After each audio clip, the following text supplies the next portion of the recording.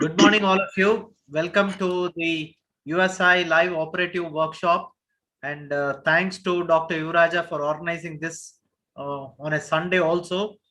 He'll be demonstrating robotic radical cystectomy, and it will be a feast to watch his surgical skills. And we have with us Dr. Gagan Gautam, Dr. Anand Shivaram Krishnan, and Dr. Kishore, who will be moderating along with Dr. Yuraja throughout this session.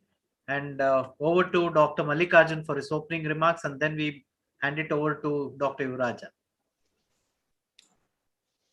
Thank you, Keshav. Good morning to everyone. And it is a pleasure to start this live webcast programs. We did it last month, one on laparoscopy, and this being on a robotic surgery with a robotic cystectomy, and many more to come in near future. I think this is a way to go ahead. Once upon a time, we used to have a live operative workshops and people used to gather at a place, which is not going to be possible now. But I think the message is very clear, and the teaching program is going on in that direction is very clear, and it was appreciated last time too. And today, I think Yuraja will do the great job about a radical cystectomy and an ileal conduit which is being planned. And all the best to Yuraja. And I think hope Gagan, Anant, and Kishore has spent their Sunday on moderating this session, which will be there putting their insights to the people who can learn a little more than what they have. Thank you very much for this, and go ahead with the program. Thank you, Dr. Over to Dr. Yuraja. Thank you, sir. Can you hear me? Yeah. We can hear you. Thank you, sir. Yeah, thank you so much. At the outset, I would like to thank USI, Dr. Mallikarjun and Dr. Keshav Murthy for giving us this opportunity for our institute to demonstrate this surgery. So in spite of we are having the great difficulty with COVID situation, so we were able to manage this. Once again, I thanking everything and hope that surgery will go on well. So we are planning to have radical cystectomy followed by intracorporeal ileal conduit. So we have an entire team of robotic assistants as well as anesthetists. The anesthetist is Dr. Sharmila. I will show you in the end and I will introduce them. And we have assistants, our fellow Dr. Varun and Dr. Ashish and Dr. Abhinav. So all of them are in the OT. And audio visual is supported by Cipla. And I think we had earlier done this type of program. So I think we'll continue with this. And you can... and I request all the audience to put the questions in the chat box. Well, the moderators will be asking me the remaining questions. So we'll answer. So if there is any... Yuraja, the audience will be logged in through YouTube channel. They'll be chatting. They'll be putting the questions in YouTube. Yeah. The moderators will look into the YouTube and then... Correct. So moderators will coordinate with me for the answers. And if you have any problem, so you can put it so that the message comes to me through the moderators. So with this, I think we will go ahead with the case presentation. Will be done by Dr. Varun Agarwal, and he's a robotic surgery fellow. So over to Varun. So you can continue.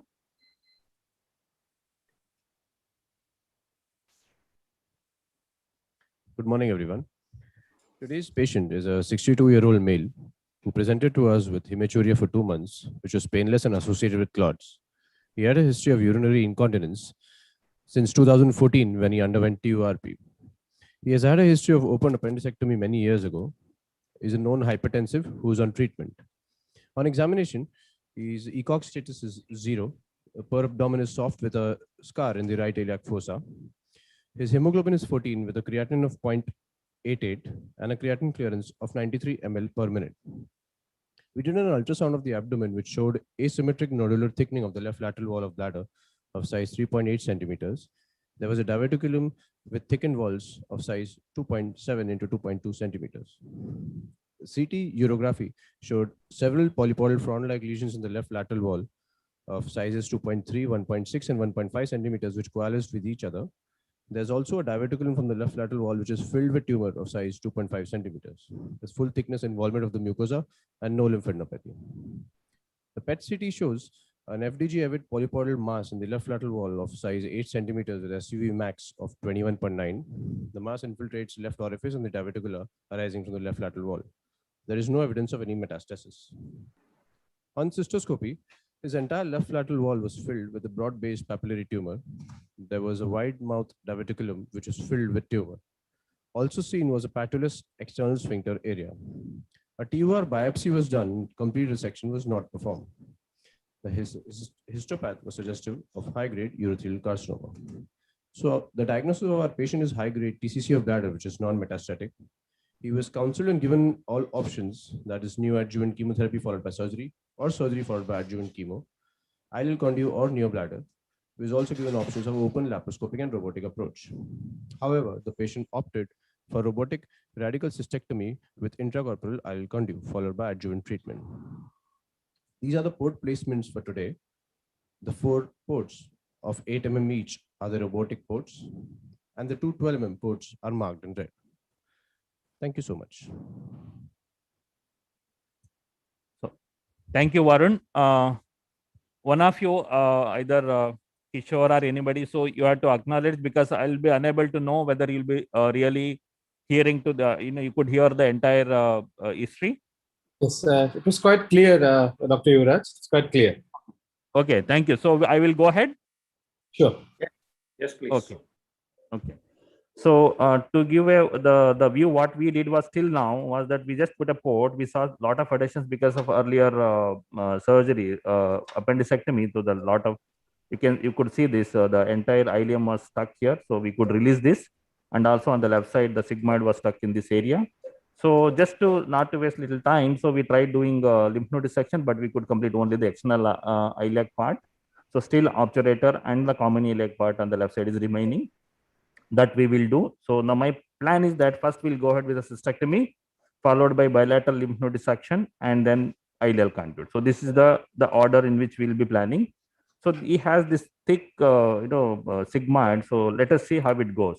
So now, as far as the disease is concerned, it was a very large, broad base. So the looking at the CT scan, and we discussed with the radiologists, and they said it is a muscle invasive.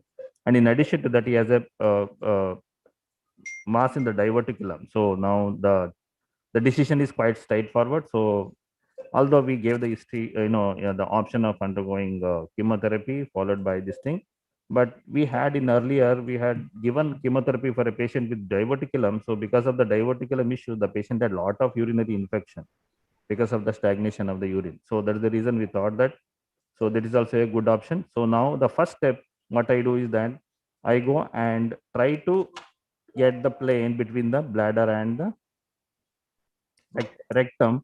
So you can see this is the rectovesical fold. So few centimeter proximal to that. So we will open like what we do it for prostate, and enter the space, retroprostatic and rectovesical space. So if you have anything, so please go ahead and ask, so that I'll. So this is the first step. You can see that.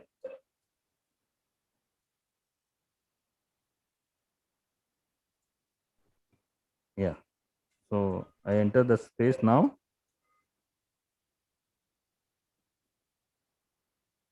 So initially only I'll just keep it so that we don't have any difficulty while dissecting the posterior pedicle.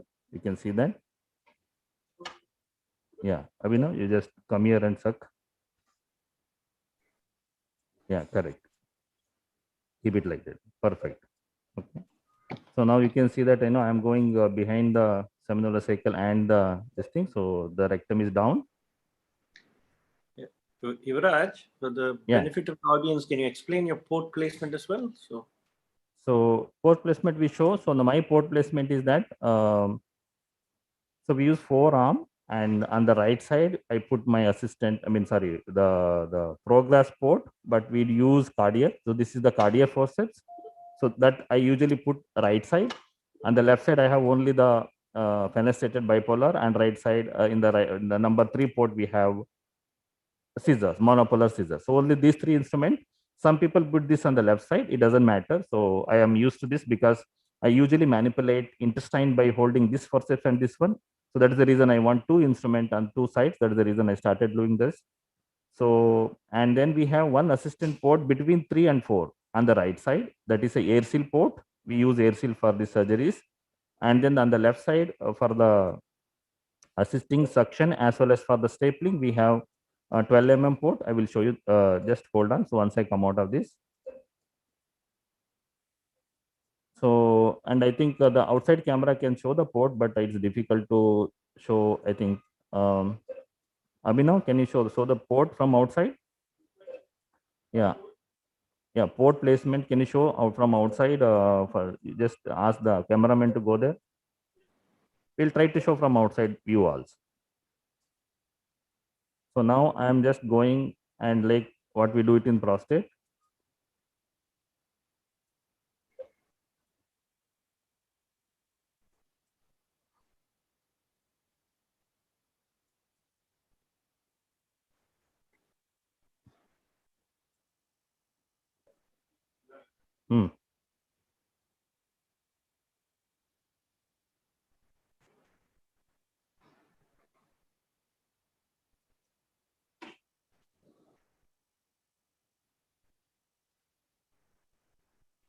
So we have almost gone. So you can make out?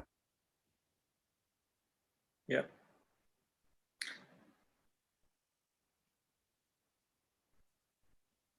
So in this area, when we're doing the prostate, we either go in between the two layers of the de novo layers, or we go below the de novo layers. So here you're going, I think, below the de novo layers, and Yeah, would correct. So you now the de novo layers is here.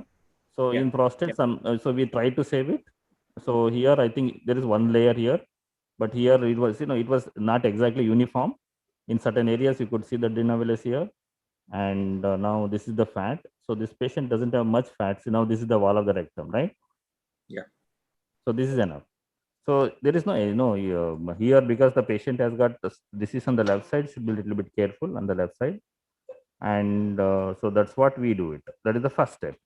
The next step, we will go and go to the ureter and identify and dissect the ureter on both the sides. So yeah, show the port. Keep on showing the port, that doesn't matter. So I'll be continuing with this, okay? So now you can see this is the ureter, the most important. Abhinav, left side, Ashish, suck here, suck here. Yeah, correct. Can you do that here? Okay. Okay, no problem. So now, so what I always do is that, see, if this is the ureter, don't go near to the ureter. Dissect it from away from that with lot of tissue. Not only one layer. I take whatever the tissue, and you can take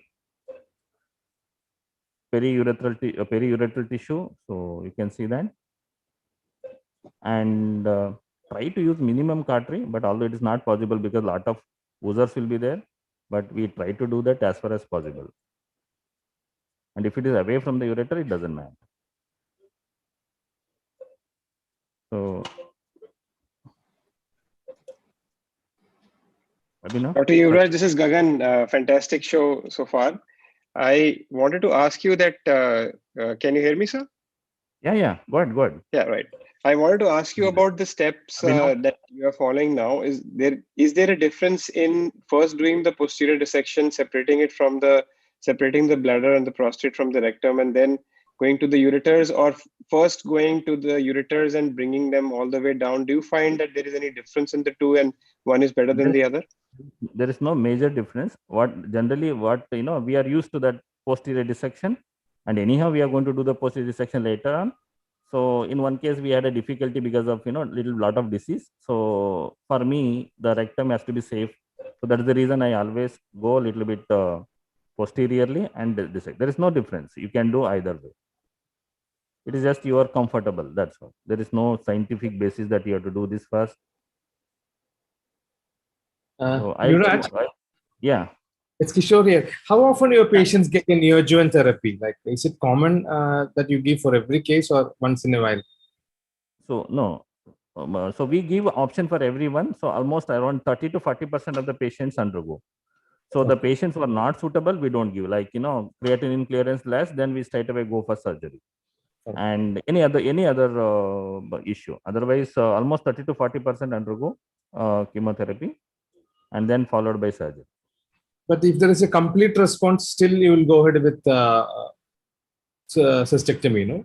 Yeah. Even if so there now, is No, plan is like, we tell the patient, irrespective of what we do, the plan is surgery, chemotherapy followed by surgery. There is response is only an indication that if you have a good response, surgery will be good. That's all. So in the beginning only we make the plan. That's what I always do. Otherwise, they tend to say, though, the response is so good, why do you want to do surgery? It's not like that. In any neoadjuvant therapy. Do you use a Firefly at this point, ICG, to see the vascularity of the ureter? Because you have an X-ray. Yeah. So now, after looking into the description by Dr. Mihir Desai, we tried to do that, but there was no major difference. So once you are, see now, if you have this much of tissue around the ureter, so I don't think anything more than we can do. So generally, I don't use it. And let us see, today we have everything, so we can use it and see. I think in this regard, Kishore, if I may jump in, I think two particular things that, based on the discussion that you're having with Dr. Yuvraj right now. Firstly, the question about whether you should go ahead and do the surgery. Obviously, the answer to that is yes, and you know that better than anybody else. But I think it's the way we counsel the patients initially that is important. I think even during the counseling, even if the patient, whether the patient has received chemotherapy or not received chemotherapy, we should make sure that we have made the patient aware of the possibility of a pathologically T0 disease on the final biopsy. One of the things that I always stress in the counseling is that we are removing the source of the disease and not the disease itself. So if ultimately the bladder shows that there is no tumor in the bladder, it's actually a good thing and has the best prognosis. So that way, in a lot of situations, if you get a PT0 disease after initial TURBT or after neoadjuvant chemotherapy, the patient is mentally ready for this and actually feels happy about it rather than the other way around, that why was the bladder removed. And sorry to interrupt. Right. Yuvraja, there is an excellent, just want a feedback. That's an excellent transmission happening in YouTube. That's fantastically seen. The clarity is excellent. There is beautifully demonstrated. There are some questions coming up. I wish Gagan and Kishore to look into that YouTube channel and ask those questions across. The moderators to look into that YouTube. Dr. Rahul Gupta was asking whether you find any difference in tissues when you give neoadjuvant chemotherapy. There is no major difference. Usually we wait for 3 to 4 weeks after the last chemotherapy cycle. And last time I did one neobladder after this thing. So there was no major difference. So sometimes if the disease is lot of disease outside the bladder, we may see, but generally there is no major difference. Surgery after chemotherapy is not a big thing, but after radiation therapy is a big thing. And as Dr. Gagan told that, I think the counseling part is the most important thing. And everybody, every patient should know that. And most important, T0 is a good sign, so it should not be considered. So everything is be written in our consent. The remaining tumor, the specimen may not contain any tumor. That is one of the important part of your consent. So you should mention it. Yeah. So we have gone as low as possible. I think that is enough. So what we do is that here. So I have little different way I do it. So you can see that I am not using much current here.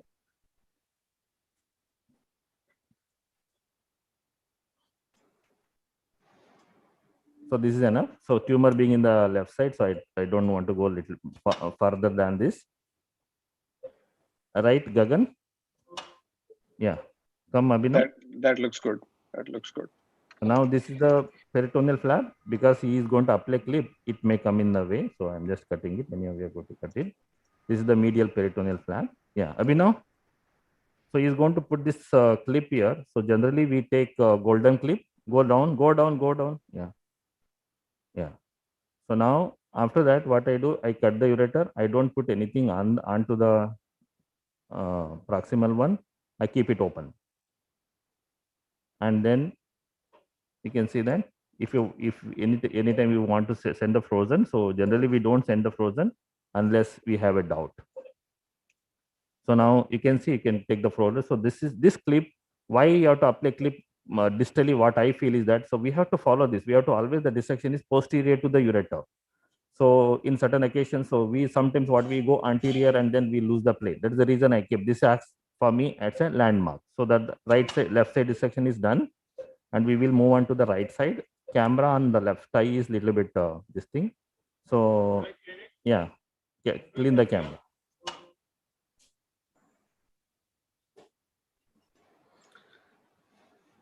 So Yuvraj, if I may cut in, this is Dr. Anant. Yeah, Anant. When we talk about neoadjuvant chemo and then T0, it's always a certain segment of patients who are marginal patients for cystectomy per se. And then when we counsel them and, probably a higher age and so on. And then a lot of them come back to us and say, it's T0 now, if we do to see the response of chemo, if we had a cystoscopy done and so on. And they kind of sometimes elect to go with bladder preserving therapies after that. So it's not, when we're talking about marginal patients, I think that's something that we have to contend with. Of course, you can do it. There is no question about it. So if the patient, Ashish, can you just pull it towards you a little bit? You have a ratchet in that? Yeah. Abhinav, you can just retract here. That is exactly the problem I also face sometimes. Those patients become reluctant to do cystectomy after that. So that is why I popped in that question. The patient can actually go ahead and withdraw his consent at any time, right? I mean, initially he may have said, okay, I'm going to go in for a neoadjuvant chemo and surgery. But even if he withdraws his consent for a cystectomy on the operating table, there's absolutely nothing you could do about it, right? Yeah, correct. Not really convincing them the importance of cystectomy, because again, the same issue that Anant mentioned, the same issue crops up. So always. So whether we should go, I mean. Yeah, convincing is one thing, but at the same time, I guess a lot of patients, when you tell them the potential side effects of a cystectomy and they see an excellent response with chemotherapy, I can actually feel, for the way they are thinking, in the sense that, that why can we escape it? So it's not wrong. It's not wrong. Especially when we're talking about marginal patients, elderly age group, comorbidities, and so on. So, I think we really need to reassess this at that point. Anant, what I feel is that what you say is right. Marginal patient in a adult is fine. If an elderly person, even then they will not be a good candidate for chemotherapy because creatinine clearance is less. You can't give cisplatin. And even if you want to preserve the bladder, we have to preserve the bladder with only radiation therapy, which is really inferior treatment. So anyhow, we are stuck there. So either we take a risk and do a surgery and give a better benefit, or you still try to save the bladder by doing this thing. So that is what my worry is. Yes, so in a young patient, in that situation. Yeah. No, we have many of them. So now patients come, an elderly person. So we don't know what to do because actually marginal for the surgery and really good marginal for chemotherapy, then we have to manage them. So I think taking risk for the surgery is better than giving radiation therapy alone and then making our life difficult to manage those things. So there is a Dr. Yuvraj, there is a comment from Dr. Rahul Gupta in the chat. He's saying that when he is doing laparoscopic radical cystectomy after neoadjuvant chemotherapy, then he finds that the tissue is a little bit more fragile and a little bit more oozy, and the blood loss is a little bit more. Your comments? I explained. So I have not found anything like that. So we, if I remember, last couple of patients, we didn't have any difference. Of course, for an individual patient, Abhinav, can you retract this? So Yuvraj, it looks like you've gone lateral to the medial umbilical. Yeah, so I opened the lateral pelvic space. I always do that before doing ureter because anyhow that space has to be open for lymph node dissection. I just open it so that identifying the ureter becomes easier, and then you can see that this is the ureter, and that's also either you can do that or directly go for the ureter. So either way. So Dr. Yuvraj, you always do a lymph node before doing the cystectomy part, right? No. I always do. Generally, I do after the cystectomy part. Right. So I mean, on the left side, the partial node dissection that has been done basically to save time. Yeah, correct. because there was time there. So Absolutely. Patient is under anesthesia, it has to be utilized. Yeah, I completely agree with you. That was the right move, sir. So now this is the right ureter. So some people put some, you can put some traction on this by using some vascular tapes or something like that. You can do if you want, but generally not required. So you can see that. I think that is also a question of evolution of the learning curve. I believe that, when I started out doing cystectomies, I was more afraid of handling the ureter a little bit roughly or grasping the ureter. So I used to use that vessel loop as well around it so that one could use it to retract it. But later on, as one becomes more and more adept at this, then one is able to do it the way you are doing now, Dr. Yuvraj, where you are not actually grabbing the ureter at all, but just retracting it from one direction to the other. So I guess it's also an evolution of an individual technique. Would you agree? Yeah, absolutely. So in the initial period, I think everybody should start like that, because otherwise we don't know how much pressure we are giving from this holding this ureter. So better to do that. And the great thing I can see now is there's quite a bit of healthy tissue around the ureter, which I think is an excellent. Absolutely. I think it's you can see ureter covered from fat all around, and that's really good. You don't see the ureter at all, so which is very good. Yeah.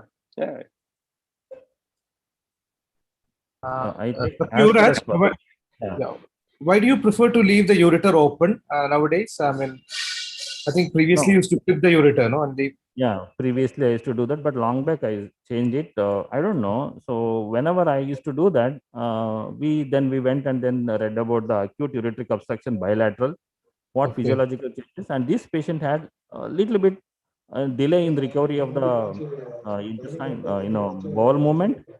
So most probably I attributed because of that extravasation which happens in the retroperitoneum because of the acute ureteric obstruction. So I was not happy with that. And when we started doing this, and Raghu also, he does it the end. So you keep it like this and, cut the ureter in the end. So I thought that let us keep it open only, except that it will be pouring some urine. So I don't have any issue. Does that produce any ileus post-operatively? Yeah, that's the reason. So delay in the recovery.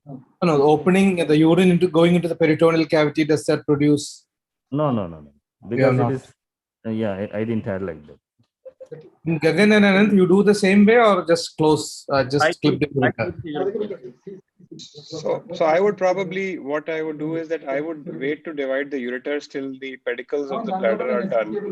And we are just about to start dropping the bladder from the top. And at that time, I would divide the ureter and clip it. So yes, the ureter does remain clipped for some period of time, but it is shorter than dividing and clipping it right now at the initial part of the procedure. But I guess it's an interesting thought, and I think it's more about personal choice, because we don't really know whether it makes a difference one way or the other. So, any comments from other panelists? What do you think? My way of doing it is I would clip the right ureter with Vicryl, left with silk, and then I think also it helps us bring the ureter from the left to the right, with the catching hold of that thread and then bringing it out and so on. So in a way, I agree. So you can easily bring it, but what I do is that anyway, I'm going to excise the distal part around 1 centimeter. So I hold it and bring it and then excise that part. Dr. Ratkal was asking about the bladder preservation. So can you tell us your experience regarding partial cystectomy in your series? Partial cystectomy and even the diverticulotomy, so very rare. I think partial cystectomy might be around say 2-3 cases, and diverticulotomy around 6-7 cases. The results are good. If you select the patient, results are good. One of my patient with partial cystectomy came back with the recurrence, and then we did a cystectomy for her. And otherwise results are okay. But this is a very highly selected patient. I think we should discuss only if it is really required, but should not extend this indication to anyone who are really candidate for removal of bladder. That's what my take on that. Anant, your experience, and Gagan also, please share. That's a very valid point. Unless my idea of doing partial, I've done it once for diverticlectomy, but other than that, in a tumor in a diverticulum, I generally don't do partial cystectomies for cancer. I've done 2 partial cystectomies for tumors, sarcomas actually, at the dome of the bladder with almost a normal bladder mucosa everywhere. And both of them developed a recurrence and metastatic disease. One of them required to be converted to open because of a very large tumor, which was very difficult to dissect out, very friable large tumor. The other one also required this patient who was converted to open actually required segmental resection of the intestine as well, because the intestine was stuck to the tumor at the dome. So overall, not a great, not a big fan. But of course, it's the pathology of the disease which dictates it. So now once I finish the ureter, so now I'll just take the pedicles. So this is little bit of tissue, so that we will take it later on. So yeah, can you hold this? Yeah, your side, fine. That is enough for me.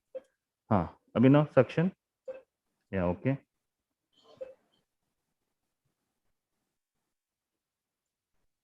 So this is the obliterated one. So what generally I do is that I just put a clip in that. Abhinav.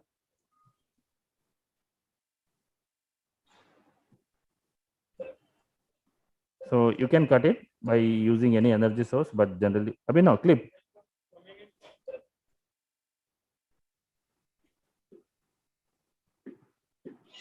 Dr. Yuvraj, Dr. Percy Chibber is keenly watching you on YouTube, and sir has asked a question that is there a likelihood of a positive ureteric margin, then leaving the ureter unclipped may involve some risk of tumor spillage? Your comments. Generally, if you have any doubt, then we do a clip. We do a frozen section, but generally unlikely, because anyhow we have to open the ureter, we have to anastomose, urine will be spilled in the abdomen. Abhinav. Yeah. So I think the risk is very minimal, and we have not seen any.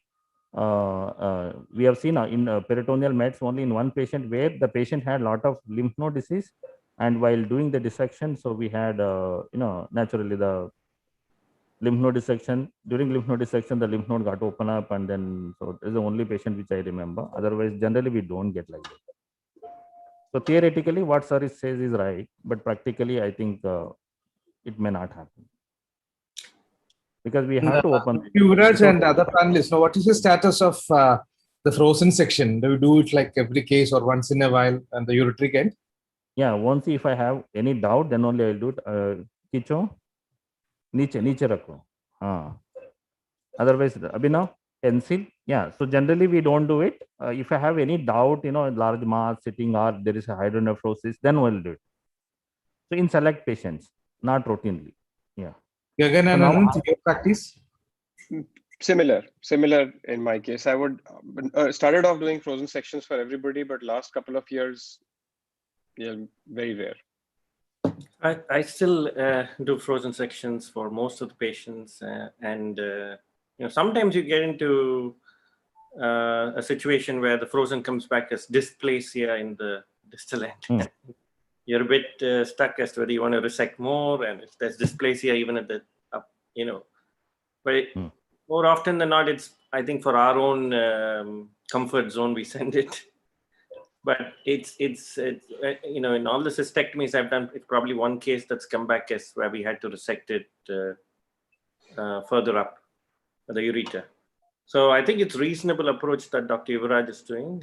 It's fine actually. It's individual preference. So now once we do that, so we clip this Can you pull it? What about Kishore? What do you do? Pick a different one.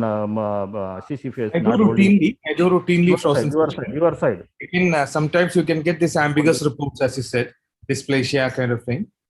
Yeah. And recently I had a case where I kept on doing frozen till the middle ureter, and eventually I had to call it a day because each section came to be positive. So I think these are the pros and cons of the pedals of doing frozen section also. See, now So the best way of totally identifying the close to pedicle is that you just go below the. See, this is the ureter, so I am below the ureter. Identify the seminal vesicle, very important landmark. Hello, can you hear me? Yeah, very clearly. Please go we ahead. can hear you, Dr. Yeah. So now all the cut has to be lateral to the seminal vesicle. We cannot go below that. So try to go unless there is a disease extending there. So this is the rectum there. So for the beginners especially, so you divide. Don't take it as a 1-1. So either you can apply clip here. So many times I apply clip also. So or you can use any energy source which is going to take. So I divided the pedicle into 2. So you just put your instrument lateral to this one in between this. So you just open it. You'll create 2 pedicles. Abhinav. Yeah, correct. So you put it here. So this is the end seal, which yeah, correct. So on the right side, so for the from the cardiac forceps, I'm holding the tissue. Yeah. So this step is being done very nicely at the, because you're giving traction toward the opposite side so that the pedicle stands out, and then you're able to cut it very nicely. I think this is amazing dissection being done out there. Right where just below the SVs. Yeah. And do you have any personal preference for energy sources at this level, Gagan and Kishore? You see, Yuvraj is using NCL. We use ligature instead of NCL, so it works quite well for me. I use the vessel sealer, the robotic vessel sealer. So in the left hand, instead of the bipolar, I would have the vessel sealer. And I won't use the bipolar at all. I would use the vessel sealer throughout the case for the lymph node dissection as well. And now you have a vessel sealer extend, which has about the same length and profile as a bipolar forceps. So it's pretty convenient to use as compared to the older vessel sealer. But of course, it costs a bomb, and we have to kind of contend with that. So how big a bomb is it? So depending on the hospital, actually, but it's about, I think, easily 60,000, if not more. It's quite a big bomb. Okay. Yeah, ruko. Yeah, correct. Pura नहीं, no, अभी ना इधर से. Correct.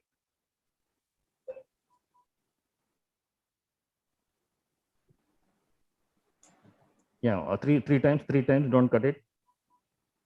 Yeah, come up. Yeah, come up. Yeah, 3 times cut it. So a compliment from Dr. Sanjay Kulkarni. Sir is saying that it's an excellent dissection and view. So thank you so much, sir. Great thank you, sir.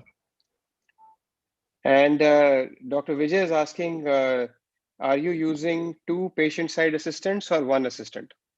2 assistants. So generally 1 assistant will manage, but today being demonstration, I am using 2. So this patient requires, so we should not have any fixed ones, or sometimes we require 2, sometimes 1 is enough. So you have 2 ports for the assistants, right? One is being handled by one and the other by the other. Yeah. So because we are going to put one on the right side, one on the left side. Left side is mainly for the staplers. So the same, this thing is. So now I am just going towards the endopelvic fascia. So I just cut it. So now we can yeah. ऊपर अभी ना. Yeah, correct. Enough. उतना नीचे, उतना ऊपर नहीं. correct. So the thing to note here is Dr. Yuvraj just very nicely created a plane on the medial aspect of the pedicle as well as on the lateral aspect. And the pedicle stands straight so that he's able to put the vessel sealers in between. Yeah, sometimes you will get some bleeders. It doesn't matter. So either you can buzz it or you can take a stitch or you can put a clip. So you can do whatever you want. So there is nothing. Suction, Abhinav. Here. Come from where it is. Yeah. We've got a question from Dr. Ratkal. Urachal tumor, T2 young man, what's the choice of procedure? I think if it is small tumor, I will do partial cystectomy. If it is a big tumor, then total cystectomy with lymph node dissection. And would you excise the umbilicus as well, or that's controversial? Yeah, generally. For all urachal tumors, we remove the umbilicus. So basically, you'll extract the specimen from the umbilicus and remove the umbilicus along with it. Do the initial dissection robotically. Is that how you would do it? Correct. That's how I do it.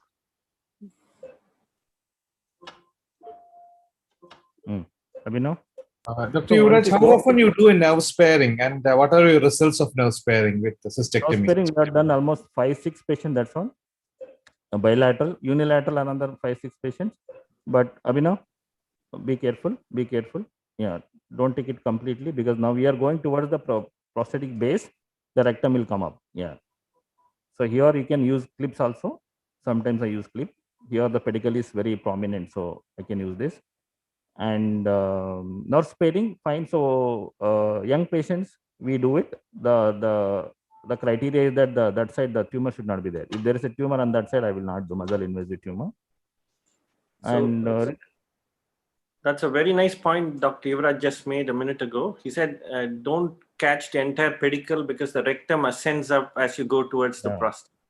So I think that's a very, very important point that you probably need to reiterate. So this is the area where you potentially can have injuries to the. We feel that we are okay, but actually we are not okay, because now the rectum comes up. So that is the reason. See, now this is the prostate. We are almost going towards the prostate. So here, base of the prostate. So now if you can put it here, but still I will apply clip here. Abhinav, clip. So you can apply whatever the clip, whether Remolock or this thing. Abhinav, Ethicon. So we'll put a clip and then go ahead. It doesn't matter. It's like what we do for the prostate. Very good.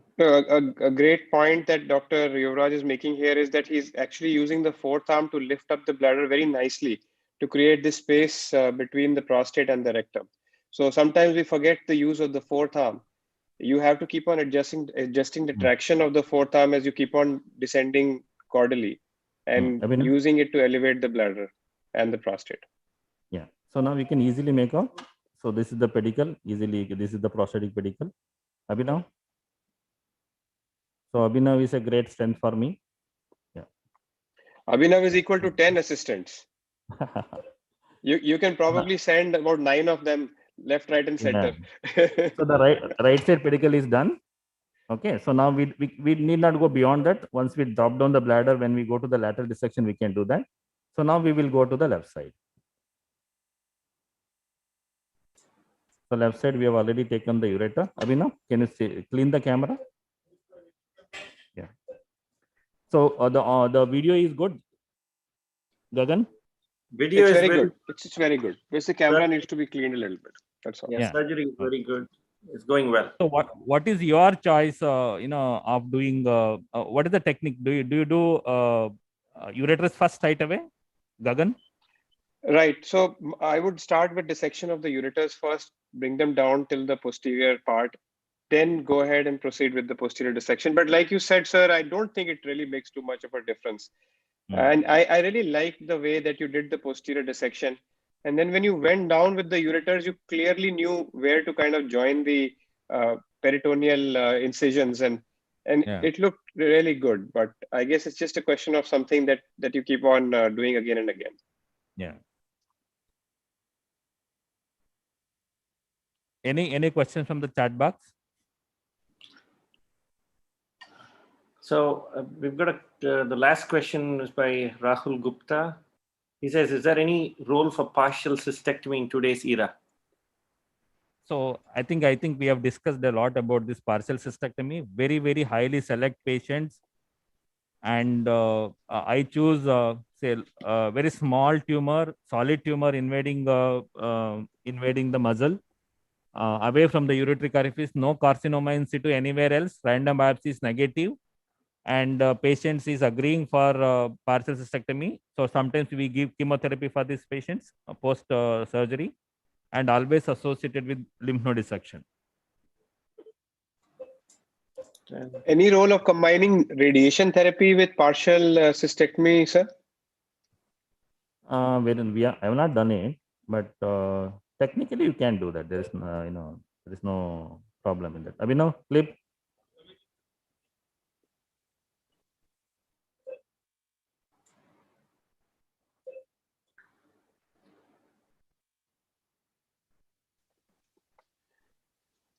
Here. Sir, a compliment for you from Dr. Vijay Bora. He's giving you a big hand. Thank you. And there's a question from Dr. Pankaj Joshi. What's the blood pressure being maintained by the anesthesiologist that you have, sir? Means intraperitoneal pressure? No, blood pressure, sir. Blood pressure is 120, normal. Right. We generally don't.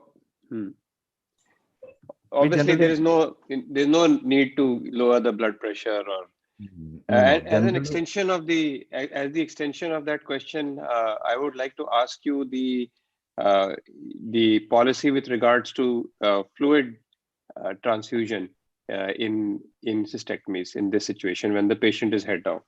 For all robotic surgery, we give very minimal fluids. So most probably she'll be given only 1 or 2 points in the entire surgery, unless there is something. So the fluid infusion is quite minimal.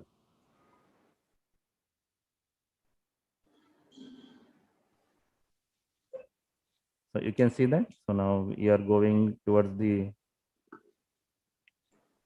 Dr. Mallikarjun wants to discuss a little bit about port positions again. Sir, I think you are in the panel. Why don't you discuss it directly? Sorry, Gagan, that was a test whether it is everything is working well or not. That's all. Oh, okay.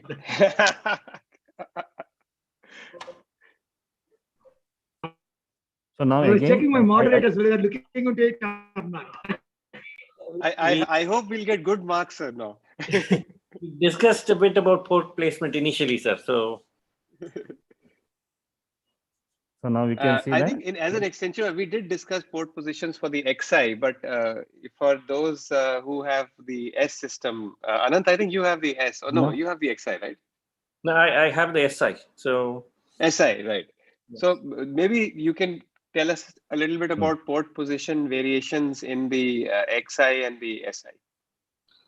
The XI allows you to put it wherever you want, and then you can adjust. It just works. For the SI, you need to be a bit more cognizant of where you put the ports and how well your assistant is trained and so on. So for me personally, I don't change the ports for the prostate or the cystectomy at all. So it's the same port every case when we're doing the prostate and cystectomy. So it's a lazy W port placement with the fourth thumb on the left side and the stent on the right side. And the stent has 2 ports. One is a suction port, one is a 12-millimeter port. And then otherwise standard ports. The camera port is above the umbilicus, well above the umbilicus. In fact, you need to go slightly more cephalad than you would for the prostate. And the assistant, the 2 arms of the robot go parallel to the umbilicus. And one of the ports I would use to bring the conduit out if I'm doing the conduit. So I don't change it other than moving it slightly cephalad for the cystectomy. It's a prostate ports for me. Right. I think those are those are great insights. Even for the prostate, that means that you would usually put the ports a little higher than what most of the others would, right? To keep the positions the same, because the camera port, you said you would put about 2 fingers above the umbilicus. Yeah, so the only difference is for the prostate, it's slightly lower, cystectomy slightly higher, but Right. all the ports, the positions don't change at all. And you bring in your fourth arm from the right side or the left side? From the left side. And that's what I've been used with. So I'm following that. The only difference is when we're doing a cystectomy, if we pre-operatively mark the conduit, I would try and put the right arm robotic port on that space so that there's no separate opening. Right, right. If we're doing extracorporeal conduit, I would put a Lane's incision, like an appendix incision, and then bring out the ureters and bowel through that and do the conduit. But like Yuvraj is showing us an intracorporeal conduit, so I'm waiting to see how it goes. Very nice. What about yourself, Gagan and Kishore? I do a little bit different. What I do is that I do the lymph nodes first on both the sides, and then I clip the ureter also at that point, and then go ahead and take the pedicle. Sometimes I take the lymph nodes en bloc with the bladder, and then once you remove the bladder, then do an intracorporeal conduit. So that is how. And the port placement, what I do is that while doing the intracorporeal conduit, I undock the fourth arm and then put the stapler to one of the fourth arm, and the assistant staples through that. So somehow we have kind of settled into that technique by watching others. So, any reason to do the nodes first? It will probably, so you can see while taking the pedicles, you'll be seeing the operator nerve and the vessels quite clearly. So that is one advantage. And you can remove en bloc. You can remove the nodes along with the bladder also in many cases. So you don't have to take it separately. Operative, I think there was a discussion or a paper out there that said if you separate the nodes and put it in separate packets, you probably get a better yield of node dissection. Probably the pathologist. Yeah, it came from in PGI Chandigarh. I think Mayank, Ravi, Mohan, they were the co-authors in that. Yeah, the more number of packets and the higher the yield. So how many lymph nodes do your pathologist find when you send the specimen on block with the bladder? Yes, you're true. It is less. It is quite less actually. You have to find out. So, but I think you don't have to put in multiple bags. You just need to put in a bag. So that is one advantage. But sometimes I remove the other way also because it keeps on falling into the field. No, the lymph node packet, it just when you take the pedicles, it keeps on falling into the field. So thin patients without much lymphatics, you can do that. But the patient currently Yuvraj is operating might be difficult because it keeps on smudging your camera. So absolutely. And yes, Yuvraj, go ahead. No, please go ahead. So generally, my thought process is I never change the technique of cystectomy either to, if it's a thin patient, big patient, anything. So the team knows exactly what we're doing day in and day out. It's the same procedure, so that there's no, everybody knows their job and exactly what happens. But it probably takes a more competent surgeon to change according to the patient. No. Come here. Like Kishore does. Yeah. But yourself, right. For the fourth arm comes from the left side. It's a port in port. So we remove the fourth arm when we are doing the stapling because the stapler has to come in from the left side. So it's a port in port configuration for the fourth arm. Like Abhinav, I also have a wizard at the bedside. So it becomes easier for me. There is a compliment for Dr. Mallikarjun sir. Rahul Gupta says that Malik sir is a perfection master. Sir, what are your comments on that? Right. So another question from Dr. Pranjal Modi. And he says one of the advantages of clipping the ureter is to make it dilated. Any difference in outcome of ureteric stricture in non-dilated and dilated ureter? Yeah, I feel that was there, that concept was there, but if you see even Dr. Studer, he doesn't clip the ureter at all. So he will put a infant-feeding tube and exteriorize, and that even I have seen with Dr. Kamath.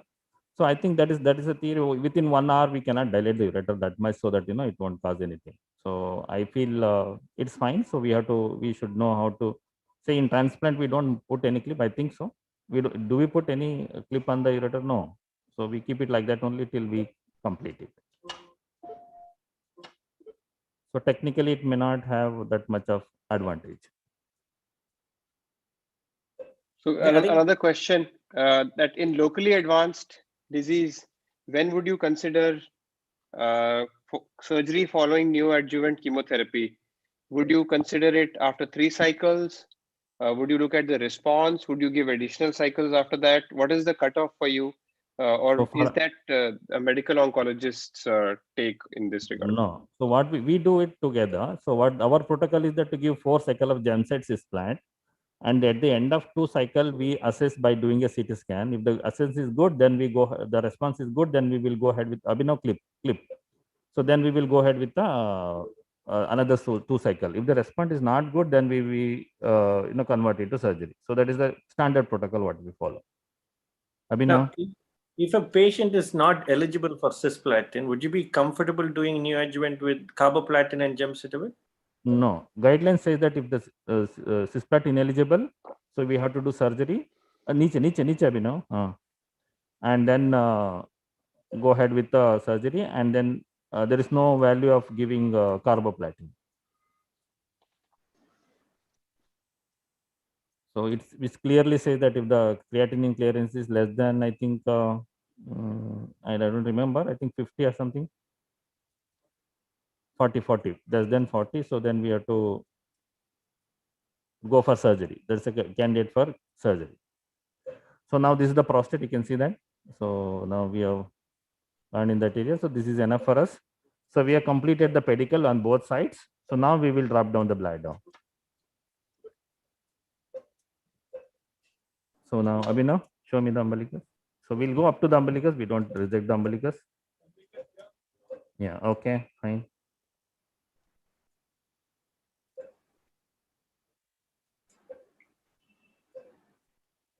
So we've got a question and a compliment from Dr. Ginil Kumar from Amrita. He says, excellent demonstration. And what is your opinion about having lymph node dissection initially and taking it with the bladder en bloc? I think Kishore alluded to it a bit earlier. And your opinion and any comment from Dr. Mallikarjuna, please.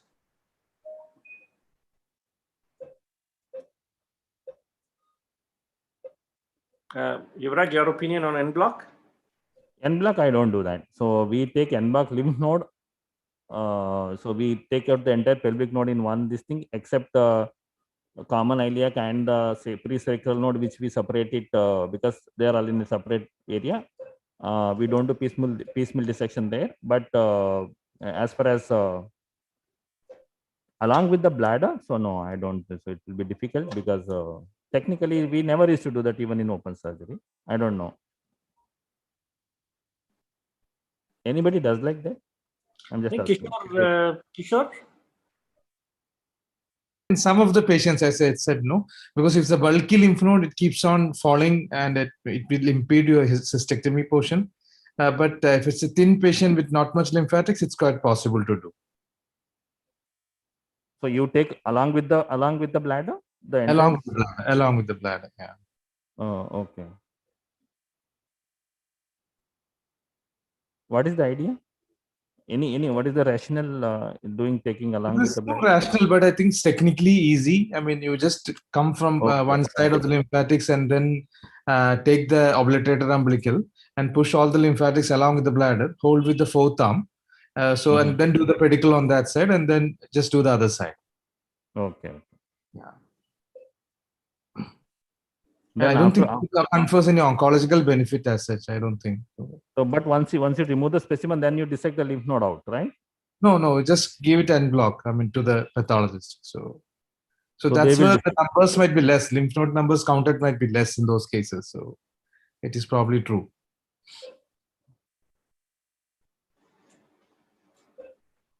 Okay.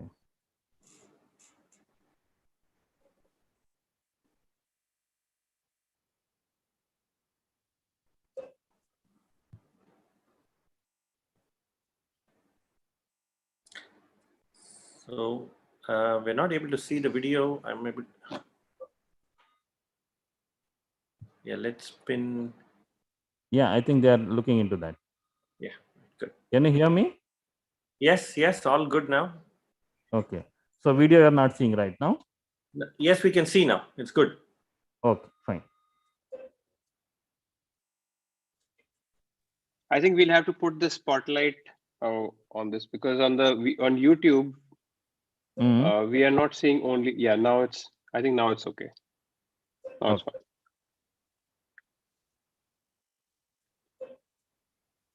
Looks like he's got a hernia on the left. Yeah, so he has right side also. On the right side also. So, a lot of times when we do a prostate, we're faced with this sort of situation where, do you ever do a No, hernia I repair? don't do that. No, You don't. no. I don't put any mesh when the urine is contaminated. The abdomen is contaminated with the urine. That's what I believe. But with the proline bit of Darning, no. Oh no. Hernia or Rafi, you are saying? No, hernia or Rafi? Yeah. Hernia or Rafi? No, what is not advised. They say that don't do anything. We will do it later on. Doesn't matter if we do it open. So, or the patient undergo surgery for hernia and then come to me. One of these. So this patient had PRP done earlier. So after that, he has incontinence due to the sphincter damage. So, so when I did the cystoscopy, the entire area of the external sphincter was little spatulous, so we could make out that.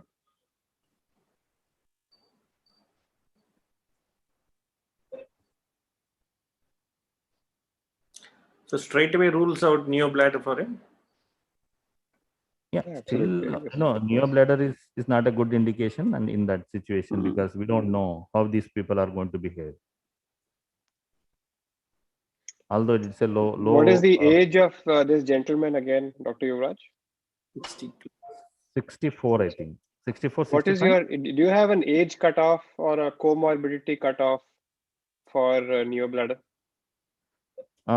Neobladder, age generally around, says, generally, chronologically 70, unless patient is very good and educated, chronologically.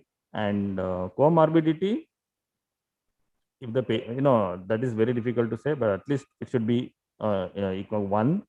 Patient will be able to do all his activities on his own, including CSIC. So that's what we generally do that. What is your opinion about doing neobladders in diabetic patients? No. Diabetes, we don't take it as a contraindication. Only contraindication I'm scared is a renal failure. That's all. So otherwise, diabetes also we do it. Do you have you noticed any difference in the I know it's until you actually go back to your database, it's kind of difficult to answer this question, but have you noticed any difference in the outcomes with regards to continence and with regards to the post-op complications like infections in people who are diabetic versus non-diabetics? I guess it's difficult to answer it right now. Not really. Because I don't remember, I'm having difficulty in managing infection in neobladders. Very rare to get infection. And in that vein, sir, if I may ask, when you discharge the patient, what is your antibiotic protocol for cystectomies, whether conduit or neobladder, and whether it's any different from between conduits and neobladders? No, same. So for a neobladder, I may give oral antibiotic for 1 or 2 weeks extra, like nitrofurantoin or something like that, or a culture specific one. Otherwise, there is no major difference in antibiotic prophylaxis. How long will you continue the antibiotics in the post-op, sir? Post-op, 1 week. Right. When the patients go home, are they on antibiotics? No. I don't give, With, especially in ileal conduit, I never give antibiotic when they go home. what antibiotic would you give for a week, sir? So now generally we give Supercef intraoperatively and Metrogyl, and we'll continue with only the cephalosporins in the post-operative period orally. Right. I mean, as soon as they are able to take orally, you'll shift to oral. Otherwise, till then, you'll give injectable Supercef? Yeah, injectable Supercef. Correct. So now you have two options. Either you can cut it and suture like what we do, but generally I ligate it, ligate the DVC. So there seems to be a dichotomy here. In prostates, you cut it first and then ligate it. Why so? No, here, it doesn't matter. If it's a neobladder, I cut it and ligate it and then make it very this thing. Here, what I do is that generally I close the urethra also. So I keep that suture and then, wait. So I think I'll just have a look again. Anant, I've seen your videos of prostatectomy. You always like to take the DVC stitch first, right? Because you insist that it looks neater. Maybe that's what Dr. Yuvraj's feeling is today. No, for bladder, generally I take the stitch for ileal conduit, or in neobladder I cut it and then suture it because I feel it is better.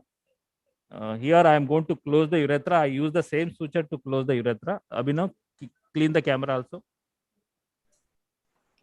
So that's how I do it. It differs. It doesn't matter. Some people put a drain through the urethra and keep it. Anybody does it? I do. We just use the Foley catheter as a drain. We don't put a separate drain for a conduit. Oh, okay. So I don't put anything through the urethra. The reason is that, yeah. Reason what I felt, the reason what I felt was that once you put a transurethral catheter, perurethral catheter, and the patients will have that sensation and pain of the catheter, number one. Number two, most important is that the lymph fluid keep on, because it forms a fistula type, it is open. So the patient complains of lot of lymphatic drainage through the urethra. So that is the reason I close it. So that, whatever it happens in the intra-abdomen and it gets absorbed. That's what I do. Okay. Do you use Foley's there, Gagan? You put one there and always. We just put a Foley's in number 18 or so Foley's through the urethra and leave it as the drain. And we would remove the drain within about 24 to 48 hours after the cystectomy, if we are pretty sure that there is no urine leak.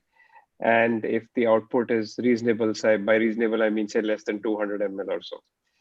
And so in 90% of the cases, we are able to get the catheter / drain out in about 48 hours. I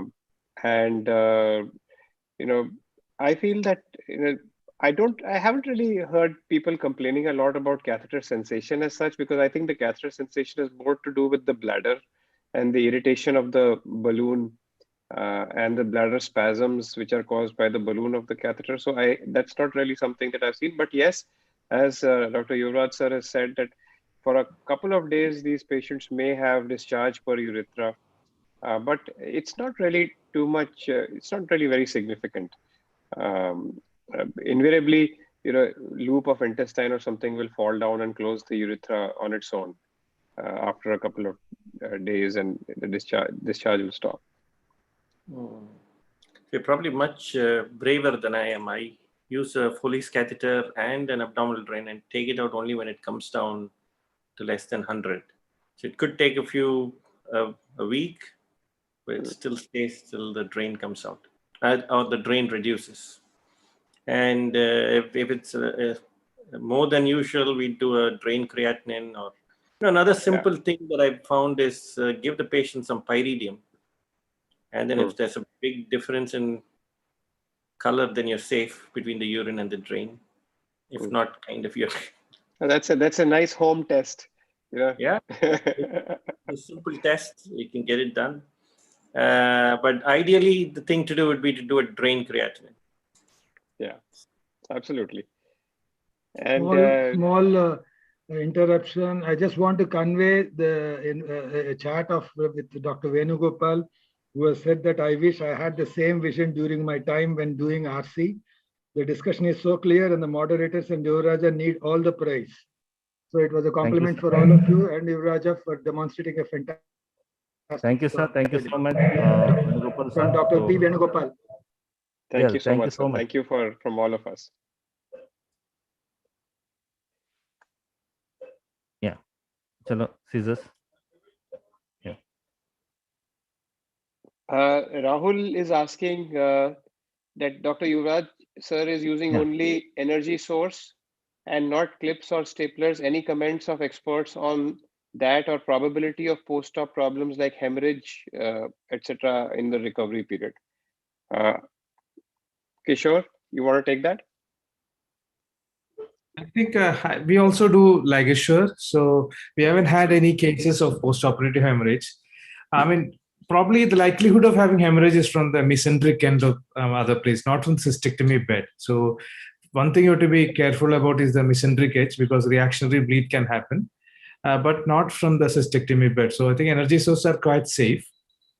There is no problem. Don't need to like use clips or other mechanical. No, don't push me. So for the pedicle, just using a bipolar is definitely not good enough. So you need some kind of an advanced energy source, and like N-seal or ligashore, like Kishore uses, or vessel sealer is also an option which we use at our place. With these advanced energy sources, I think we are pretty safe as far as post-op bleeding is concerned. Never had much of a problem in that aspect.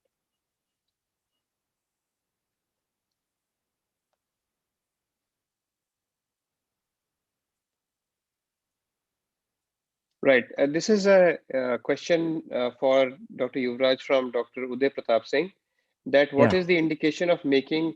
I think that he's asking why an ileal conduit is being made in this patient. Well, I think that that question has been answered because the patient already is incontinent after TURP, and he's not a candidate for orthotopic neobladder in this situation. Yeah, right. Yeah, that's a great question. I think that's a very interesting question. That how frequently do you change, this from Dr. Raj Patel. He says that how frequently do you change between 0 and 30-degree scopes for in between particular steps, and do you have particular preference of the camera for a particular step?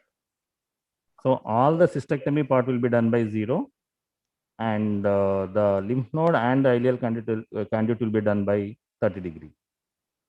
And in prostate, I change it very frequently, but here not much. So on the lymph node dissection, I usually do it with 30 degrees.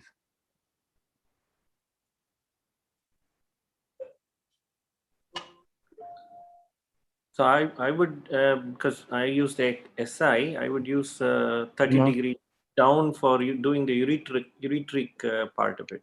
So that when the ureter dissection happens, we're looking down. So that's 30 degree. Well, the rest of it can be done very well with a 0 degree without trouble. Anand, would you go 30 up for the rectum? Not really. It's either 0 for the rectum, not 30 up, because in the SI it doesn't it doesn't really help you that much. The XI you probably can switch between 0 and 30 up and down very quickly. With SI you need to take it out and push it back up, and again, I find that 0 is more than sufficient to do the rectum part when you're using the SI. Yes, venous section karo.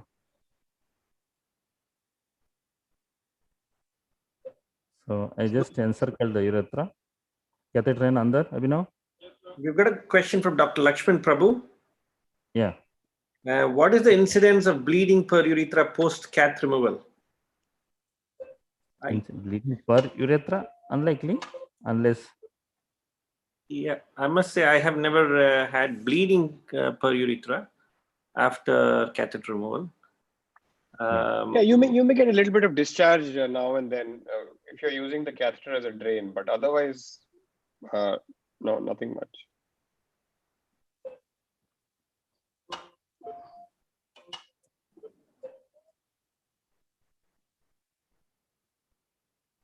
Oh, well, I've got a supporter in Dr. Rahul Gupta. He does exactly the same way. He would put a Foley's as a drain and remove it in about 48 to 72 hours. Thank you, Rahul. Thank you for your support.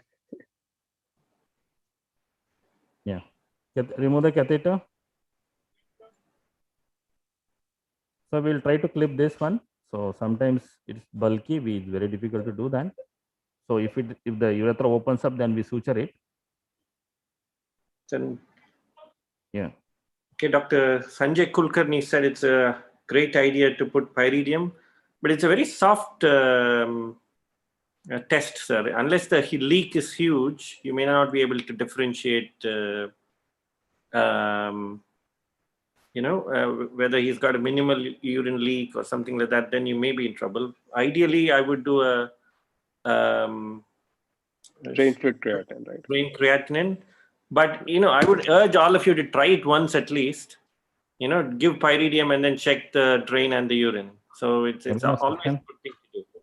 As soon as they Anand, start. most of the time, these patients will be nil orally at that time, right? Or I guess they would be on liquid diet or nil orally initially. So, yeah, you can still give pyridium, I guess.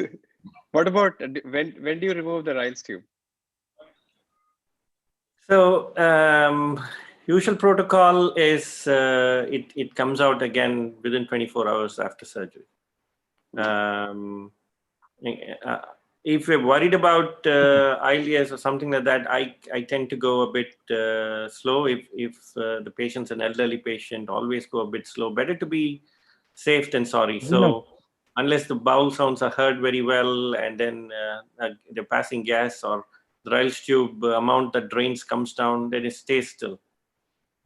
Those sort of patients that you kind of think that are going to be a bit slow, then I would go slow on these guys.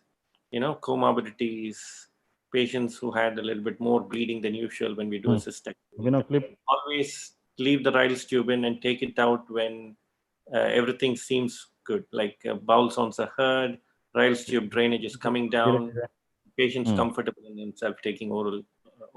So again, it's frowned upon in the ERAS protocol, but sometimes you need to kind of come away from that and then be safe. And would you give any routine medications post-op for nausea, vomiting, prevention, and stuff like that? Nothing in particular. But I have this protocol where if somebody doesn't pass gas within about 3-4 days, I would quickly start them on total parenteral nutrition. Because in cystectomy per se, I think the nutrition status of the patient makes a huge difference in their recovery. So if it doesn't work, if they're not heading in the right track, I would have a early TPN started on these guys. What about yourself? Well, I would remove the Ryle's tube on table for everybody. We do need to replace it in about 20% patients if the patient develops post-op nausea, vomiting. But as a protocol, it comes out during extubation. Earlier on, we were struggling a little bit more with post-op nausea, vomiting, but in the last year or so, we have made a protocol that every patient, right from post-op day 0, gets started on round-the-clock MSET and perinorm. So these patients get 10 milligrams perinorm TDS and 4 milligrams MSET TDS from post-op day 0. And as a result of that, I do think that the incidence of having to put back the Ryle's tube and the bowel recovery, nausea, vomiting issues tend to become less over a period of time because of early intervention with regards to these medications. But that's pretty much it. And then subsequently, if the patient has bilious vomiting at any time, the Ryle's tube goes back in at the very same moment. So we don't wait for the patient to have more distension or having a second episode of vomiting. Any bilious vomiting in the post-op trials tube goes back in, and then it gets removed only when the output almost becomes zero. Yeah, Gagan, I think we finished it. So That's cystectomy part is absolutely a done. fantastic cystectomy. Thank you. Very, very well done, Dr. Yuvraj. So we will just keep it aside. So I will put into the bag a little later on. Abhinav, just make it bag.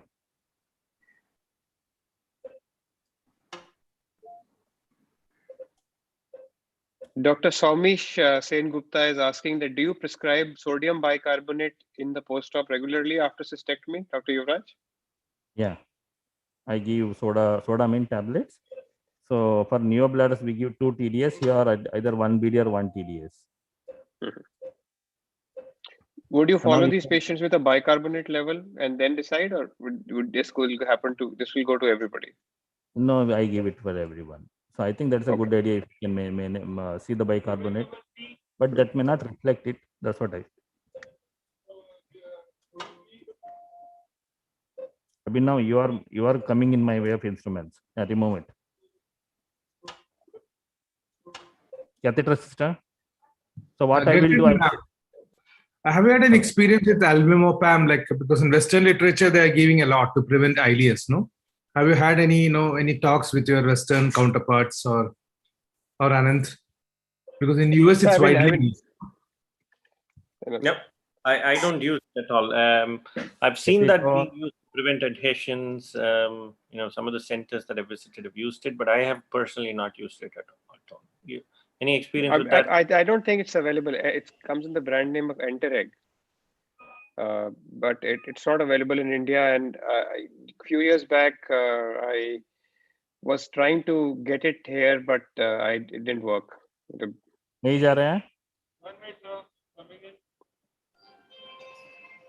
So I actually find that, starting on post-op day 0, starting around the clock, MSET and Peritom is working actually quite well. So this, to a large extent, post-op nausea, vomiting, I feel has gone down with that. So maybe one can try that instead of albumopam.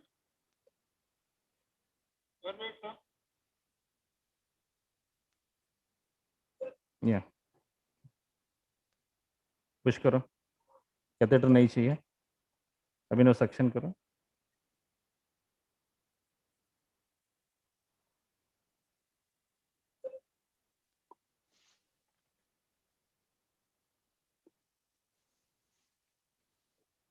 Dr. Yuvraj, a very nice compliment from you, from your student and colleague Santosh. He's saying that I have watched and learned from Dr. Yuvraj for the past 5 years. I do it even now whenever time permits. It's always been a pleasure. Thank you so much. Thank you, Santosh. Santosh is definitely going to make you proud in the coming years. Yeah. So he's too good, and he has learned everything now. So now he's a consultant in our hospital. So he's doing very well. Santosh has also suggested, like he says, albumopam, yes, but I don't think it's available in India. If I'm wrong, please correct me. But he suggests that using chewing gum early on, that's actually a great idea. We use it for all our patients, including cystectomies and prostatectomies. Starting chewing gum on post-op day 0 has been shown in one of the trials to be effective in promoting early passage of flatus. Dr. Meyapan, again complimenting Dr. Yuvraj, wonderful dissection, treat to watch, useful Sunday. Excellent, sir. Thank you, sir. So now we will go ahead and do the lymph node dissection. And for that, I will change my camera to 30 degree. Okay. And I will take 1 minute break and come back.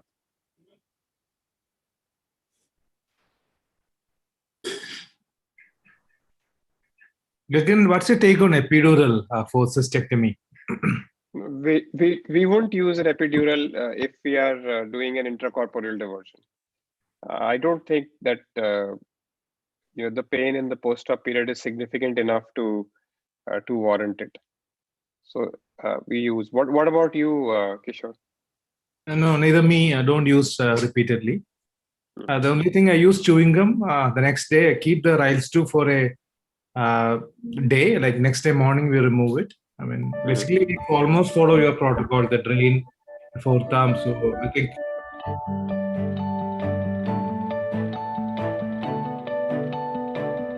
We've integrated what we've learned from our customers and what our design teams have invented, and now we're proud to present the Da Vinci Xi.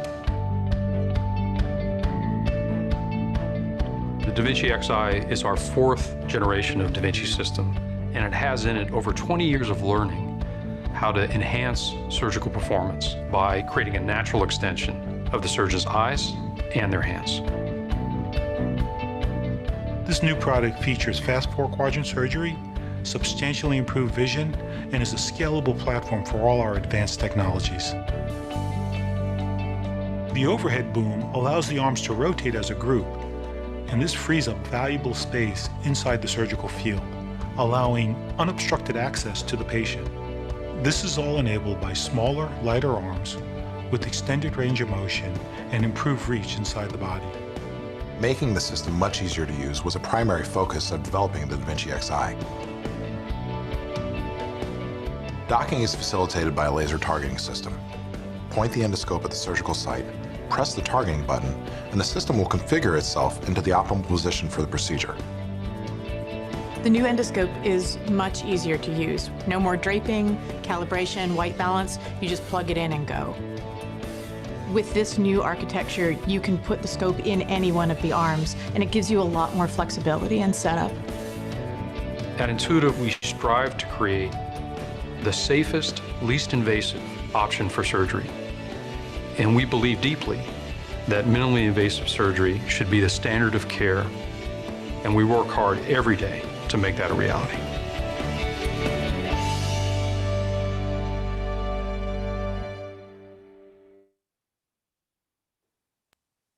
I think that was a strategic timeout.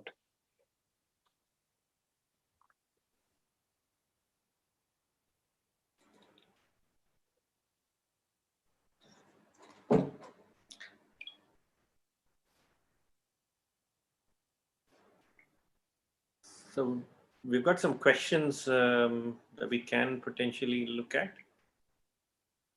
So there's one from Dr. Uday Pratap Singh. What is your policy of sending intra-frozen section for urethral margin? And if it's positive, do you do a urethrectomy in the same sitting or later on? So I think Yuvraj is out. Can you answer that question, Gagan? What do you do urethral frozen sections? I think Dr. Yuvraj is back, but I don't do urethral frozen sections unless I'm doing a neobladder. Yeah, I don't use urethral frozen sections as well. Frozen section. Yeah, frozen section we don't do generally unless there is a tumor which is very close to the bladder neck, and especially while doing neobladder. Otherwise, generally we don't do that. Cystoscopy will tell us approximately. So that's how we do it. So what percentage of the cystectomy is combined with the urethrectomy? Very, very less. So I think I might have now cystectomy, we have finished almost close to 300 robotic. So only in 2 or 3 cases we might have done it. Abhinav, can you come here?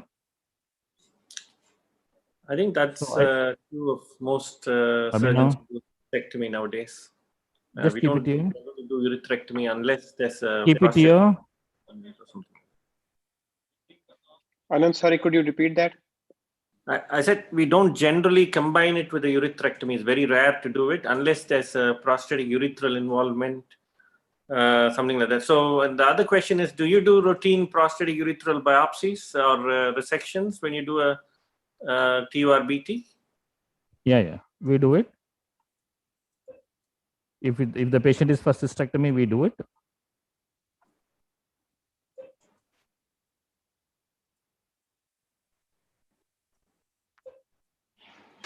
Can you hear me? Yeah, clearly, sir. Please go ahead. Yeah. So generally, we prostatic biopsy, we do it only if the tumor is very near to that, or if there is any visual changes.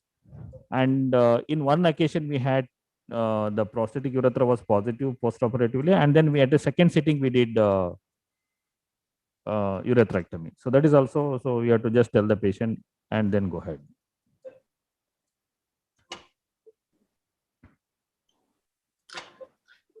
So after cystectomy, sometimes the urethral part of the follow-up gets lost in translation. You know, a lot of people tend to do CT urograms and then look at the upper tracts, but sometimes, you know, we don't do the urethral follow-up very well. So what is your protocol, Yuvraj and Gagan and Kishore? Yeah, I agree with that. So I always tell them, ask the history of any urethral bleeding, perurethral bleeding. And last week only we did one patient, we had urethral bleeding, and then we found out there was a urethra there. So we did a urethrectomy. I agree with you that, you know, sometimes we tend to overlook this type of presentation. I agree with that. So, and what is the ideal way of following it, Gagan? For what would you do? I think there are descriptions of doing a urethral wash cytology, you know, as a part of the follow-up. But I've also read some evidence to the effect that you know, there is actually no difference in being able to diagnose the urethral recurrence, whether you do a urethral wash cytology regularly or whether you just initiate these investigations when the patient complains of a urethral bleed. So there is a little bit of controversy in this. I mean, in an ideal world, we would do a urethral wash cytology in all the patients after an ideal conduit, but that is, you know, what should I say, a little bit of a cumbersome test to do because the patient has to come to the hospital for that. How exactly should we do it, a urethral wash? I have never done it, so it's very difficult for me to comment on that technique. But I just take solace in the evidence that says that that there is no difference in the outcomes whether you do a urethral wash cytology or whether you start the investigation when the patient complains of a urethral bleed.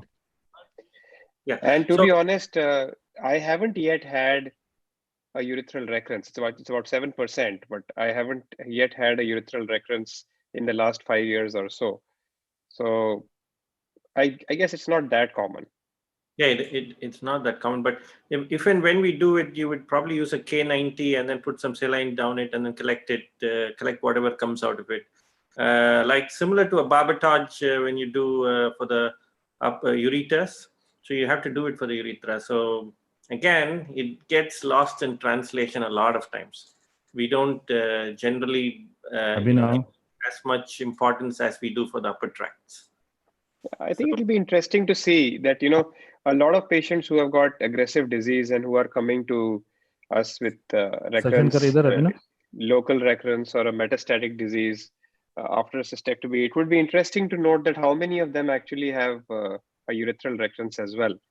Though it may not impact the final outcome of the patient, but I guess just like a local recurrence or a metastatic disease, it's more a marker of aggressive disease rather than anything else. Agree. So an isolated urethral recurrence with no other recurrence anywhere in the body, you know, you'll probably see once in 5 years, right?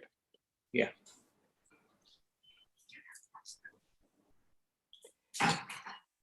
So Somish is asking that how long do you wait for the urine leak to subside in case you find a leakage of urine in your drain? And is there any cutoff volume of the leak that you would consider as an alarming value? How will you manage it? Basically, I think what Somish is asking is when to do a PCN in this situation. Dr. Yuvraj, you want to take that first and then we'll discuss it amongst ourselves? Yeah, if the patient has got peritonitis, I will do PCN. If the patient is stable, then I don't do that. So we just observe it. Okay. Anand, yeah, Kishore? I think it's about the volume, and like Yuvraj said, systemic signs, then definitely a PCN. But having said that, have I ever had to do a PCN? Not till now. So it usually settles down with time, the urine leak, provided your stents are in place. And the other thing that can potentially happen is sometimes you might have compromised the blood supply to the conduit, and that could be a event where you probably need to open up and do things. So again, it depends on the situation. But PCNs, if it's like Yuvraj said, there's a chance of peritonitis and stuff like that. But you also need to make sure that your conduit is good before you do that. So would you routinely do a conduigram or whatever you want to call Depending it? on the amount of leak that we see, and if you're worried about the conduit. And there's a very nice way in which you can look at the conduit. So use a test tube and then push it through the ileal conduit opening. And then you can put a flexi and look at the conduit, the color of the conduit at the distal end, and then as you go down as well, if possible. So that's something that's worked for me before. That's something that you can bear in mind. You can, to assess the viability of the conduit, that's what you would do. Yeah, a couple of times what has happened in my experience is that the ureteric anastomosis otherwise is intact, but there is an obstruction at the level of the sheath, and the conduit gets either twisted or obstructed, and as a result, the urine builds up in the conduit and it leaks either through the stitch line or Put a basically catheter in through the conduit into the below the level of the muscle, and sort it out. Absolutely, and sometimes it develops after you remove the Foley's, and initially there was a simple kind of a situation where you haven't really opened up the sheath well, can cause a constriction there. So when we mature the conduit, I think it's very important that at least 3 fingers should be able to go inside the sheath comfortably to make sure that there is no constriction at the outer part. Of course, it depends on the size of your fingers as well. So again, post-operatively, when you're doing rounds, you probably need to look at if the output is not good through the conduit or the drain is higher. A simple thing would be to put some jelly over a gloved finger and then put your little finger through the conduit and see if the opening is well enough, or if there any kink or something like that. So that's probably something we can do for patients. Absolutely. So you see Dr. Yuvraj do this very, very well. So the vessel is being delineated very well. What is your opinion on taking it en bloc versus in bits, the node dissection? I think en bloc difficult. Technically, it will be difficult because it will be falling on you. But I generally try to take one specimen, the pelvic node. I'm sorry, the iliac and the obturator node. And when you go to the common iliac, I think we take it out separately because the pathologist want it separately so that they can identify and comment on that. That's why we do it. Otherwise, I think the main aim is to just take out every node. Whatever the technique you want to do, use it comfortably, you can use it. That's what I believe.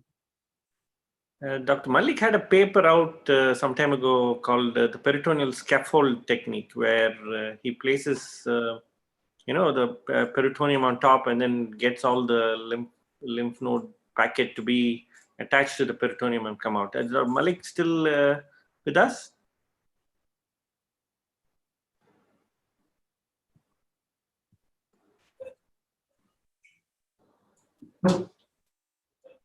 Probably not.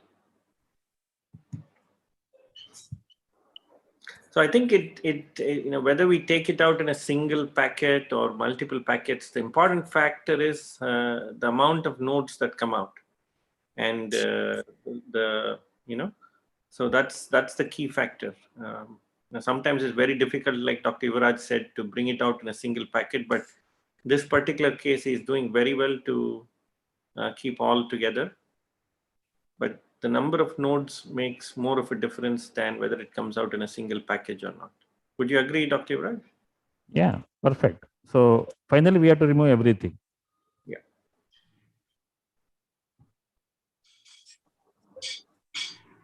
So this patient had little difficult because he has got a kinged external iliac artery. So when it becomes very mobile, very difficult to do the lymph node dissection. Remember that. But somehow we could. Same thing happened on the left side.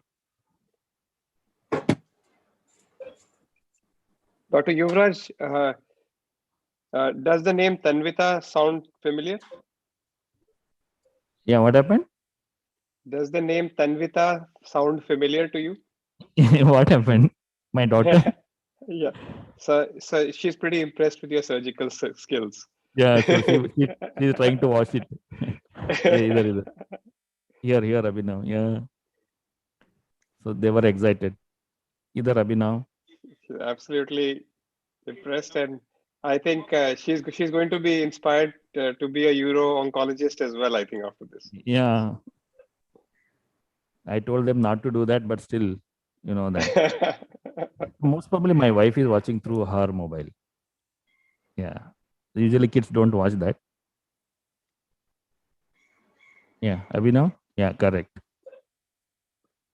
Gagan and Anant, what is your take on the extent of the lymph node dissection? How much do you do? Do you go all the way up to aortic bifurcation or stay lower?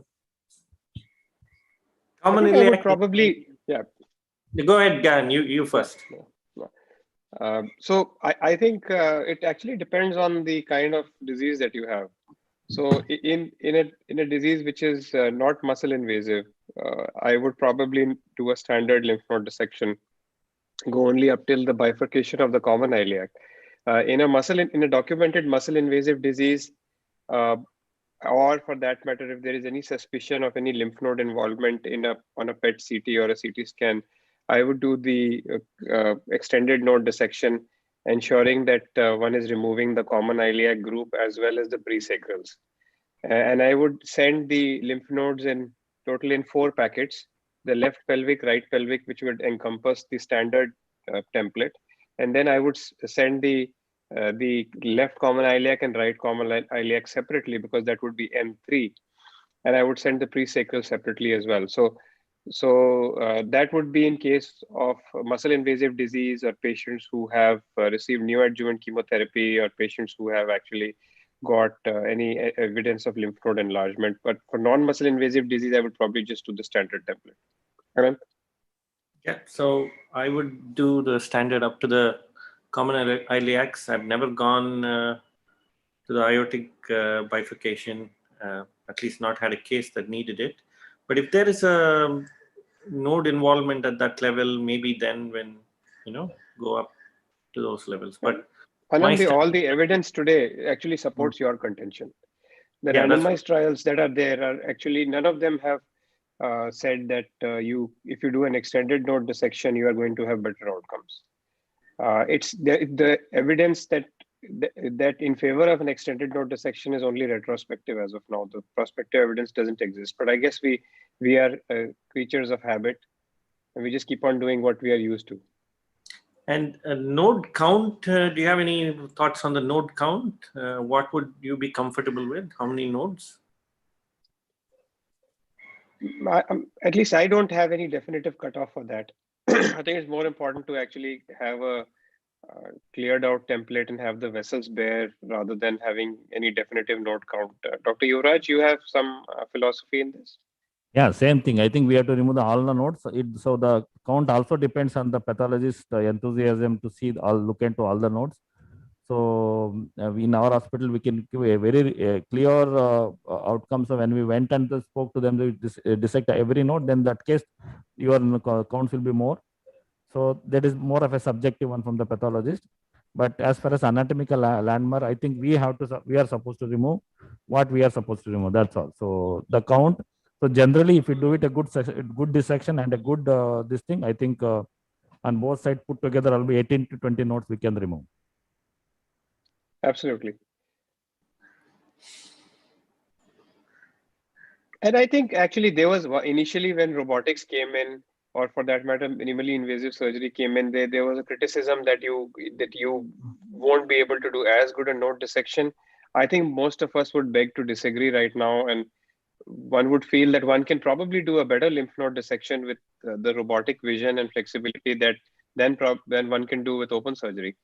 Comments from Dr. Yuvraj and the panelists? Yeah, of course. So I think we used to do the same lymph node dissection in Tata Hospital with Dr. Tongankar, who taught me. Same thing we are doing it. We are not doing anything inferior. As you told, sometimes, it is easy to do it. So the boundaries are the same, but easy to do it. I think this discussion has had its time and gone, Gagan, you know. Yeah. Absolutely. Yeah. So now In terms almost of all the what we can potentially do with minimally invasive work, I think everybody now agrees that in terms of oncological outcomes, it's not inferior at all. Absolutely. And I think, but for prostate in India at least, for prostate now it's well acknowledged, and a lot of the prostate work is getting centralized to centers which have robotics, and very dynamic young urologists are taking up robotic prostatectomy because now they have the access to the robot. So there is a lot of enthusiasm for robotic prostatectomy, but I think in cystectomy there is still a degree of skepticism, and there is a element of one feels that, oh, is it really beneficial? Especially when you are talking about doing an open diversion after robotic cystectomy, that debate is still continuing. Dr. Yuvraj, what do you think about that? Yeah, naturally that will be there because this has got a little bit more of learning curve and people have to learn that. I think it will be there. But having said that, if you are able to do the robotic center, I think they should start doing this. And like we used to do cystectomy before doing prostatectomy in open surgery. So I think I agree with that. If you can learn the intracorporeal, it's always good. But even the cystectomy part is quite useful because this patient's blood loss is very minimal. So you could see that hardly, even in open surgery, blood loss nowadays is very minimal. But I think it is better to do with robotic technique if it's available, and definitely much more better if you can do it intracorporeally. Absolutely. Kishore, would you say that the real benefit of robotic cystectomy is if you're doing an intracorporeal diversion, or would you agree with that? Whatever amount you can do, you should do. I think to maximize the benefit, I think intracorporeal diversion will definitely help that. On the other hand, I mean, if you can do a extracorporeal through a phalangeal incision, it's even better than open. That's than a midline incision. So, but it may not be feasible in all patients.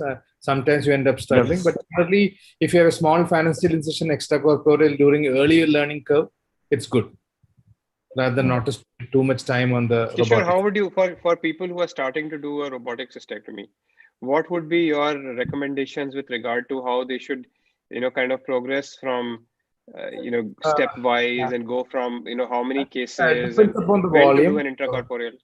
Yeah, it depends upon the volume they have, because a cystectomy, I mean, you don't have generate large volumes in most of the centers. So if you have 20 cases per year, I think that should be sufficient. For the first 20 cases, you do extracorporeal, and after the end of 1 year, probably you switch to intracorporeal. And from conduits to neobladders, your opinion? I think, I think you need large volumes of neobladders to do an intracorporeal neobladder like Yuvraj. Probably, I mean, all of us end up doing like at least 10 neobladders a year would be worth embarking on a intracorporeal neobladder.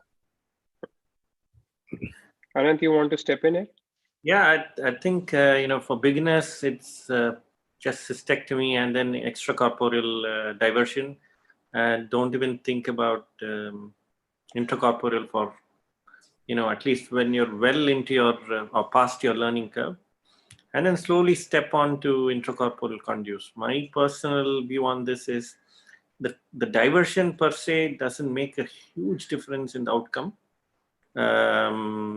Because now we have data to suggest that both open cystectomy, robotic cystectomy probably doesn't, in terms of oncological outcome, there's no difference. But in terms of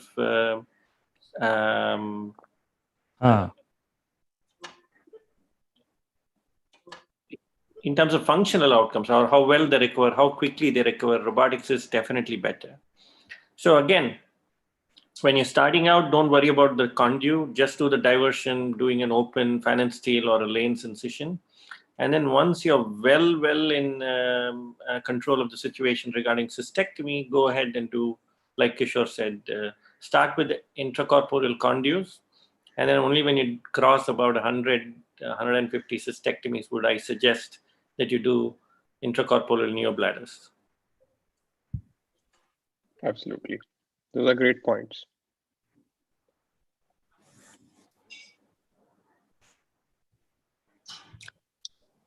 Predominantly, I do extracorporeal diversion. The cystectomy would be a robotic cystectomy, and I'm partial to extracorporeal diversion. I do it with a Lane's incision.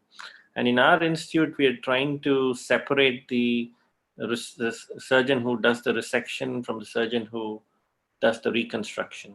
So it kind of works well because it's a team effort. So one guy does the resection and moves out, and then the next guy comes along and does the reconstruction. So currently, the standard protocol here would be a robotic cystectomy and extracorporeal diversion, either a neobladder or a conduit, with a Lane's incision when we're doing conduits and a fan and steel when we're doing a neobladder.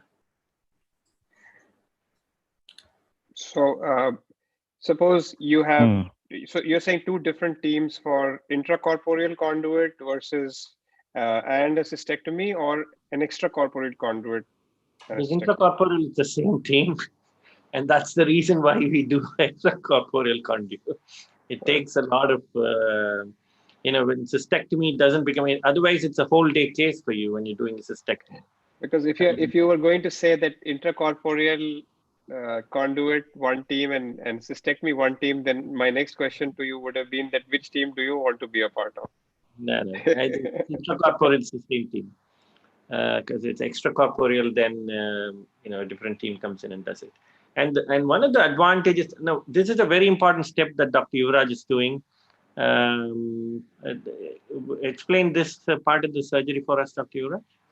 Yeah, so now to do the proximal lymph node dissection, so try to identify the common iliac artery and go medially and take out all the tissues of the sigmoid. So this is the sigmoid colon.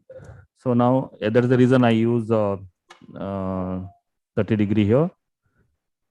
So now, so I'll be planning for common iliac and as well as let us see whether we'll be able to remove the presacral one. So this is the peritoneum. So now this is the common iliac node. So take your own time. So because it's quite, it takes time to do this procedure. Abhinav, wait, yeah, correct. So now let me concentrate more on the. So now this is the common. This is the bifurcation. This is the common iliac artery. So go a little bit higher up. You will see the bifurcation of the aorta. So now you can see that. So most cases you would go up to aortic bifurcation, Dr. Yuvraj? No. I usually do common iliac nodes. That's all. So now this is the common iliac nodes, because what I felt was that little bit enlargement of the node. So that's the reason I want to remove it completely. Let us see. And remember that here you will get the common iliac vein very easily. So here we have seen the vein there, so you can.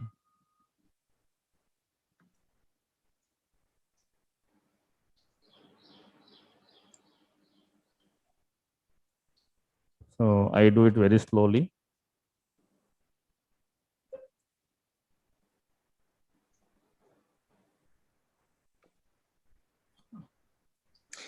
So we have a question from Dr. Rahul Gupta. Again, sir, it's actually a comment. Sir, all robotic surgeons are dissecting very close to the major vessels without damaging them. How's that?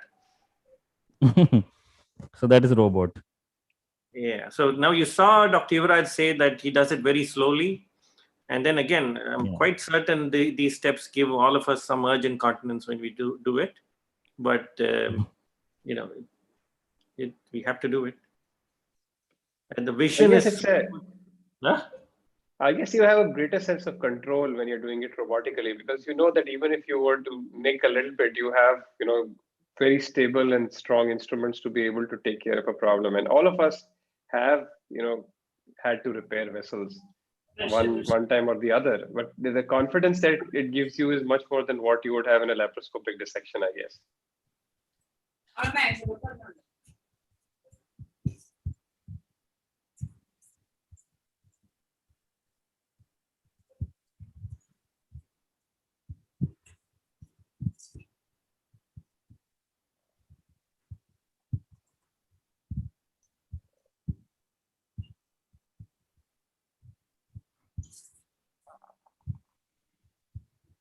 This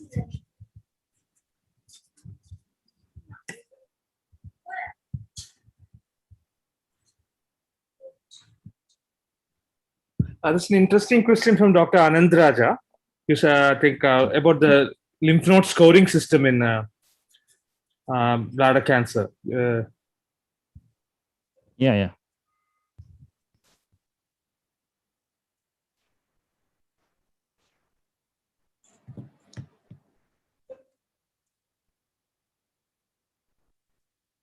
Audio ಬಂದವಾ? Yeah.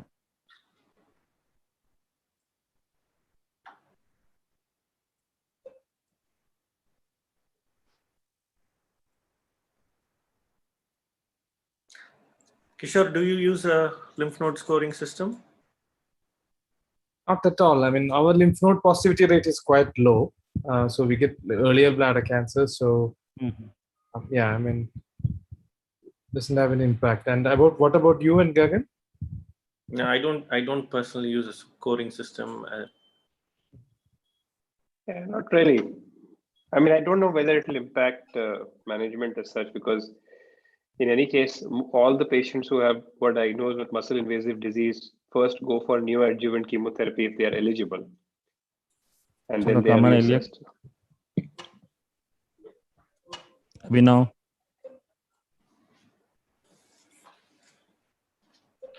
Couple of questions regarding the lymph nodes. Dr. Yuvraj, you're alluding that you'll remove the presacral node separately. So what is the positivity rate in the presacral node? Presacral node, if these nodes are positive, then there is a chance. So we have seen, although I don't know. So I just remove the nodes which are medial to the common iliac. So on this thing, so you can see this.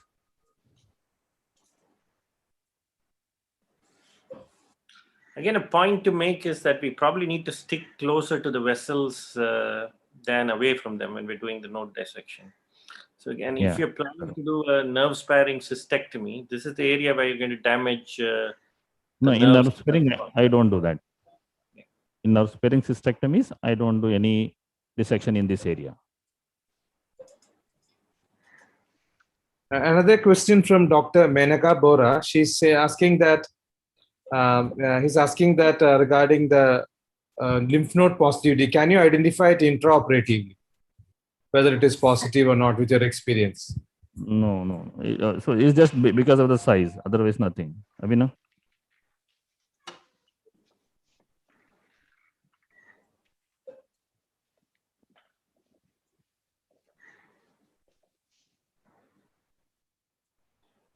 So you can see the size and the architecture, you can identify, but not always. Microscopic disease, we can never identify. It is always post-operatively we can identify.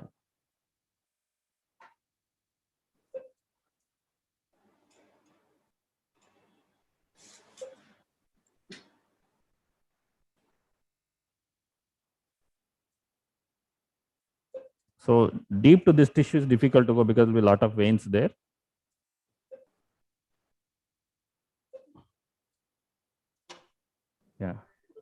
Yeah. So I think that should be enough, right? Yeah, Dr. Anandaraja wanted you to demonstrate the triangle of Marseille. They were asking whether you can demonstrate the nodes in the triangle of Marseille. Yeah. So now generally, this patients had little bit adhesions here. You can see that. So this is the vein here, common iliac vein here in this area. So the triangle of Marseille will be here. Just wait a minute. I think we can remove some lymph node even from that area. So generally, always you do that. This dissection. Gagan? Yeah, I think there's some. I would because some of these recurrences will occur in a lymph node which is just behind this area. So this is the triangle. As a routine, I would like to expose the sciatic. But of course, you have to adjust it according to the individual patient, because if there are gross adhesions there, if there's a lot of problem, then It's a different thing, but as a routine, I guess it's a part of the template. I do it for the prostates also. So flip the vein onto one side and take these notes. No. I don't do it for prostate. No. So, Abhinav, just hold this here, if it's possible. Okay, leave it. Okay. I think you've bared the vessels really nicely. Just this last bit which is left. Yeah.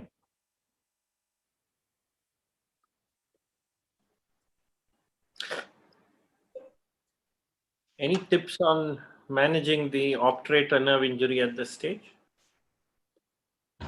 If it get injured, generally I don't do anything. You just leave it like that. The problem is actually partial injury rather than a complete injury, which I feel. Partial injury patient will have some pain, very difficult to treat it. Complete injury I had once in the beginning while doing prostate, not doing cystectomy, and actually patient didn't develop anything. So one of my patient after cystectomy had some weakness, but he recovered. There is nothing. So usually it takes around 1 or 2 months for that recovery. So not a major thing about like what we always think about that.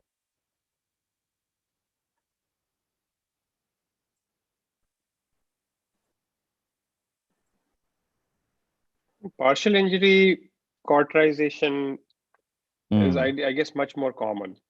And sometimes even if you feel that you've stayed far away from the operator nerve, you would have invariably probably stretched it with one of your instruments or something. And some patients whom you don't expect to have any problem in the post-op will complain of, problems in adduction. Especially, and invariably, I have with this kind of situation, I agree with Dr. Yuvraj because I haven't had anybody having a permanent problem because with time, what should I say? Either the patient gets used to it or maybe the nerve it recovers automatically. Section here. So the question is, do we inform the patients that there's an injury and so on? Because I find that a lot of people don't even realize that they've had a obturator nerve damage or something like that. They just get on with it. But if you go ahead and tell them, is it they probably it's like people asking us for side effects of medications, and you say there's potential side effects, and they come back and tell potentially I have that and so on. So how do we play this? Is it I've always managed to tell the patients that this happened. I think this is enough. Gagan and Kishore, what are your thoughts? Same in iliac node. Generally, the patient complains. They've got like they have to get some support getting the leg onto the table. Say when they're lying down, to get that like affected part, they need some support. They have to lift up the leg and then put it on the bed or table. That's the common complaint. But most of the people are generally not very upset about that. I mean, they can manage it. And eventually, most of them are neuropraxias, so they go away. Many a times it doesn't persist. On the other hand, I mean, any damage to the genitofemoral nerve can be more annoying for the patients because you get kind of paresthesia on the lateral aspect of the thigh, and it can last longer. And it generally happens while doing cystectomies. So I think that nerve creates more problem compared to operator nerve. Yeah, I agree with that. See, the nerve is very close to the artery. So we save this now, but sometimes the branch which goes onto the genital branch, very difficult to, because it goes on the vessels like this sometimes, very difficult to save that. But femoral branch, you can save it.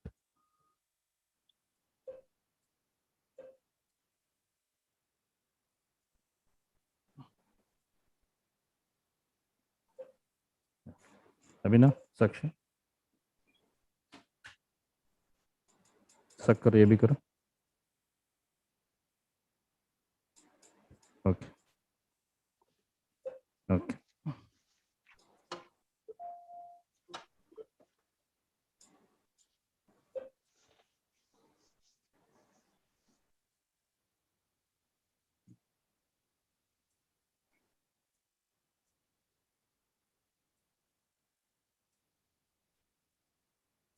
So obturator artery is there.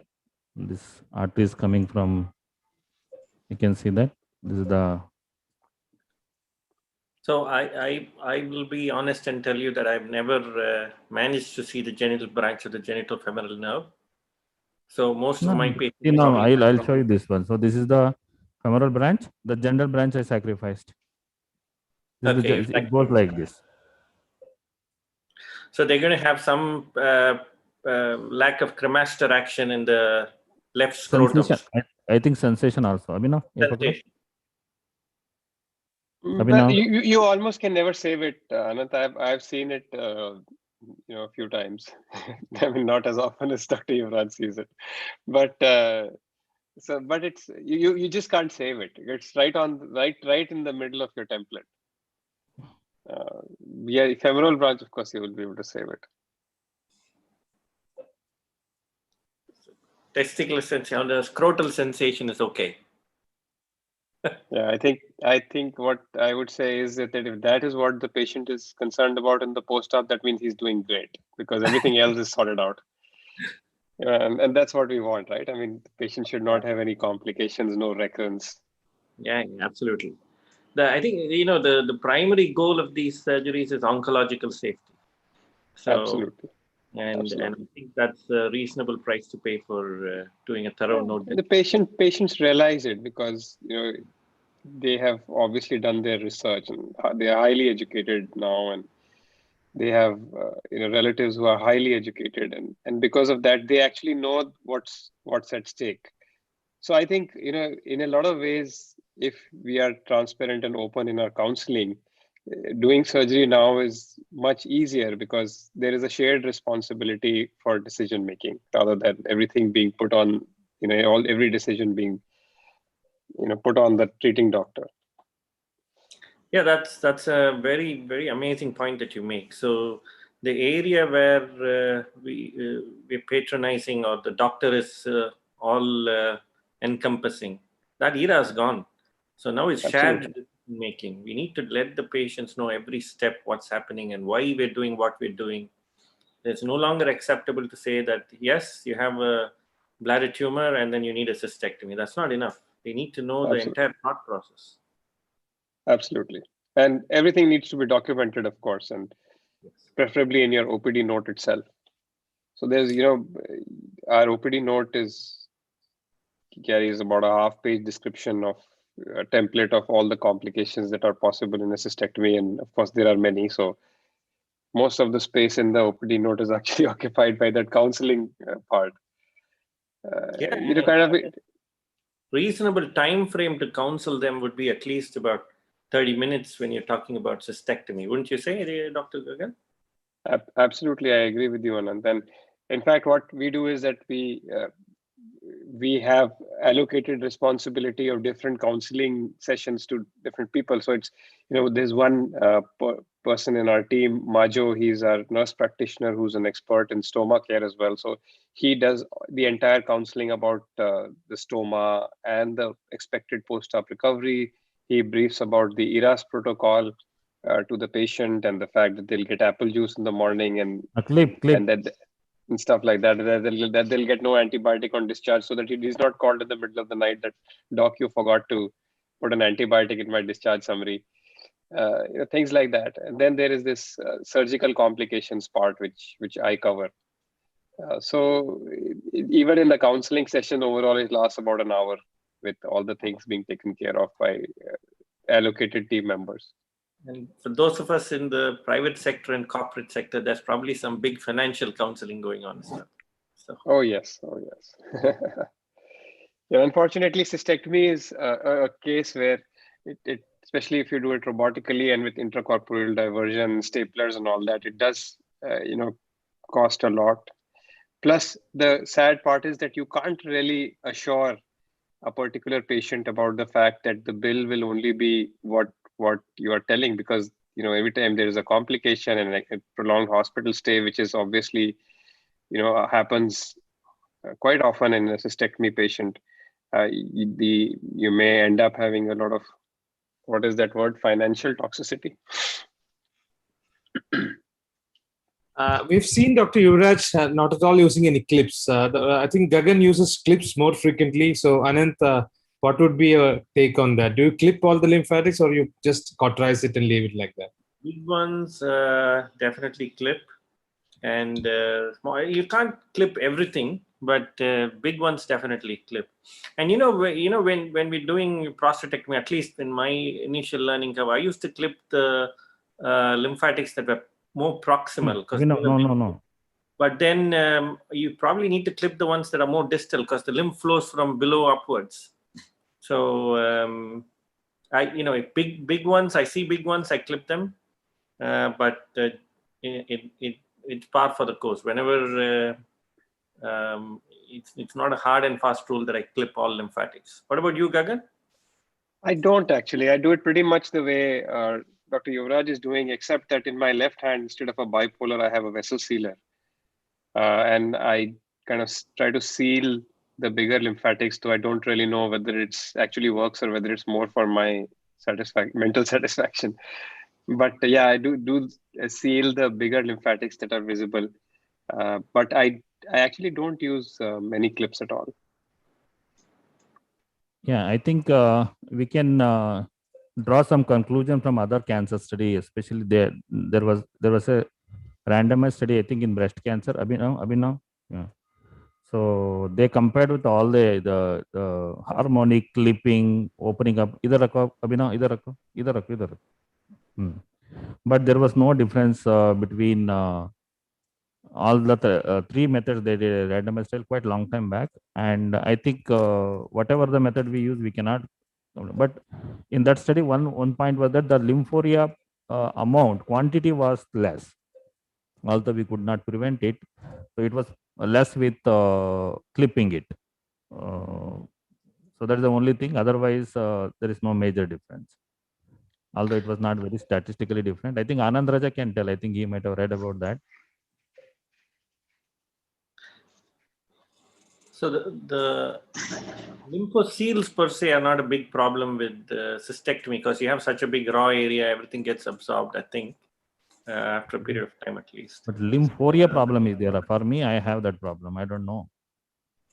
Lymphoseal hardly we see, but lymphoria, it's not pouring it. But for prostates, you do tend to get some lymphoseals now and then. For cystectomies, because of the extent of the raw area that we have, I don't think lymphoseals are an issue.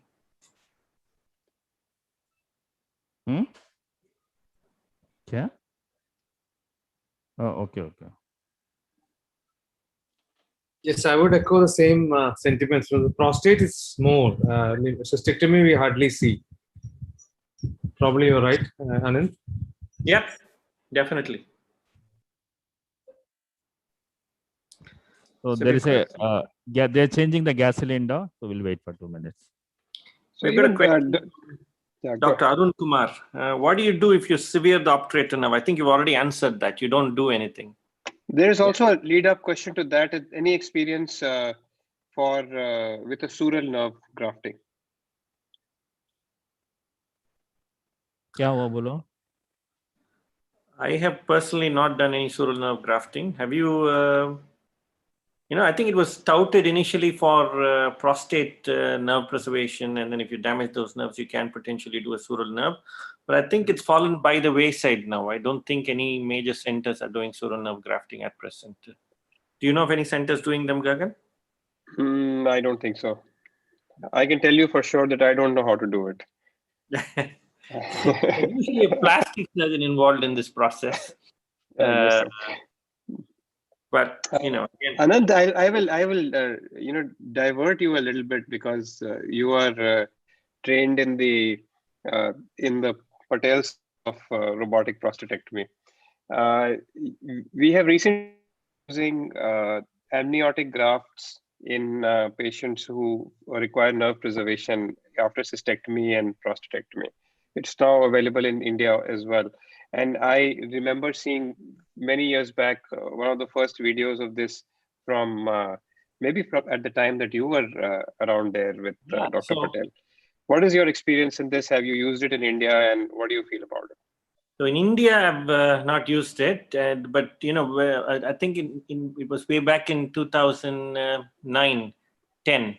there was there's amniotic grafts or some synthetic elements were also used, where we would wrap it around the nerve bundle. And the idea behind it was, even if we had any nerves damaged, the healing process was better because it was protected from fibrosis at that point in time. But to be honest, I'm not sure we saw a great difference between the nerves that were wrapped around with amniotics or synthetic material. And the most important factor is, if you do a proper good nerve preservation without neuropraxia, without traction, with a good volume of nerves left behind in the prostatic fossa, I think that's more than enough. You don't necessarily need to wrap it around with the amniotic elements. But then again, there's really no major data to support either or. I remember one of the initial papers from your group there, which reported some benefit, but I guess it didn't translate into a long-term follow-up as such. Yeah, clinical benefit versus, these things are difficult to quantify, to be honest. How much of benefit the patient got from wrapping it around with amniotic elements and so on. So again, if you have access to them and if you think it's going to benefit, I wouldn't be the person to say no to you. But everything adds to a cost, and you need to be cognizant of that before we run into these things. I'm quite certain they're pretty expensive. Are they? How much do they cost here? Not really. I mean, right now, of course, we are enjoying the benefit of getting free samples from the company who's providing it. But overall, also, they're maybe less than 2,000 rupees, actually. That's not bad. Not too expensive. So it's basically Do from. you use them now? Yeah, only in people who've got normal sexual function preoperatively, and who are candidates for nerve preservation. And you would go from the base of the prostate up to the apex of the prostate? Or? Right. So we'll take it's a 5 centimeter, I think by 5 by 4 centimeter graft. It's got chorion at one end and amnion at the other. So we split it into two and place it on the nerves after doing the prostatectomy, or for that matter, a cystectomy. We have used it in, I think, maybe 4 or 5 prostates till now, and 1 cystectomy in intracorporeal neobladder till now. We only started using it a couple of months back. Okay, that's good. You will let us know the outcome. Yeah, absolutely. Do you have any experience with AirSeal? Yuvraj is using AirSeal now. We do have an AirSeal. We are using it regularly. I think it's excellent in terms of especially in a female cystectomy where you feel that there can be a gas loss at the time when you're opening the vagina. I think it maintains a very good pressure, abdominal pressure, because it continuously replaces your pneumo. Even when you're suctioning, it's there. We initially, when it came actually during the COVID time, so it was basically for protection purposes. I think over a period of time, the cost factors also kicked in. So nowadays, we are not using AirSeal regularly for prostatectomies, but we do use it for cystectomies, especially a female cystectomy.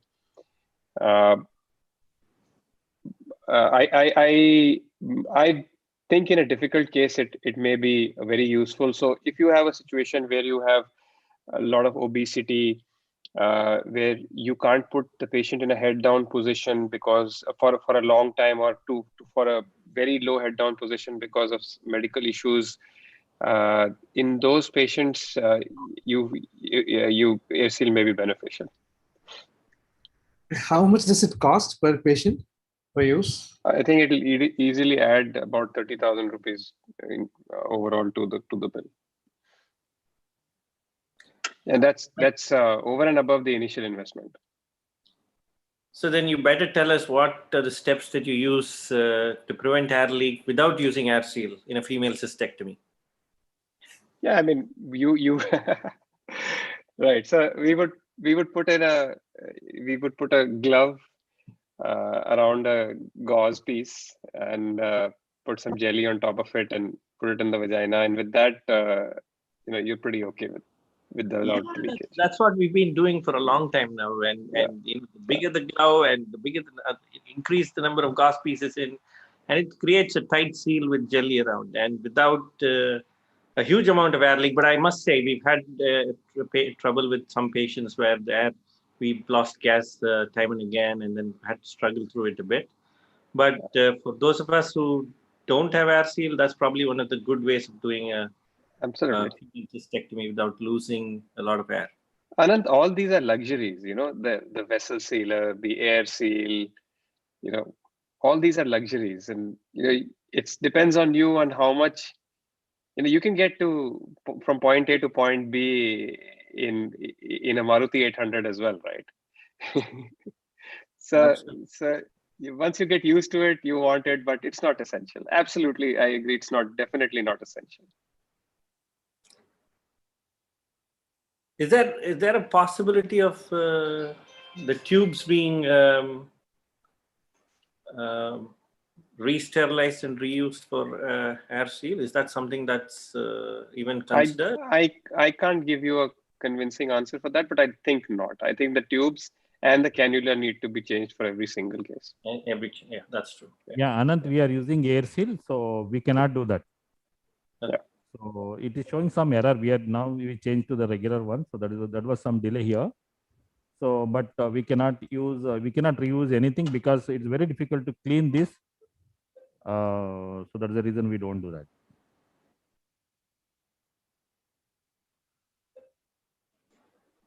So, I mean, in this particular case, Dr. Yuvraj is doing a fantastic job, but it is not the easiest of cases. If you look at the planes and all, it's not the easiest of cases. And I think in this particular case, having an air seal, maintaining a constant pressure and decreasing the oozing because of that I think it's definitely useful.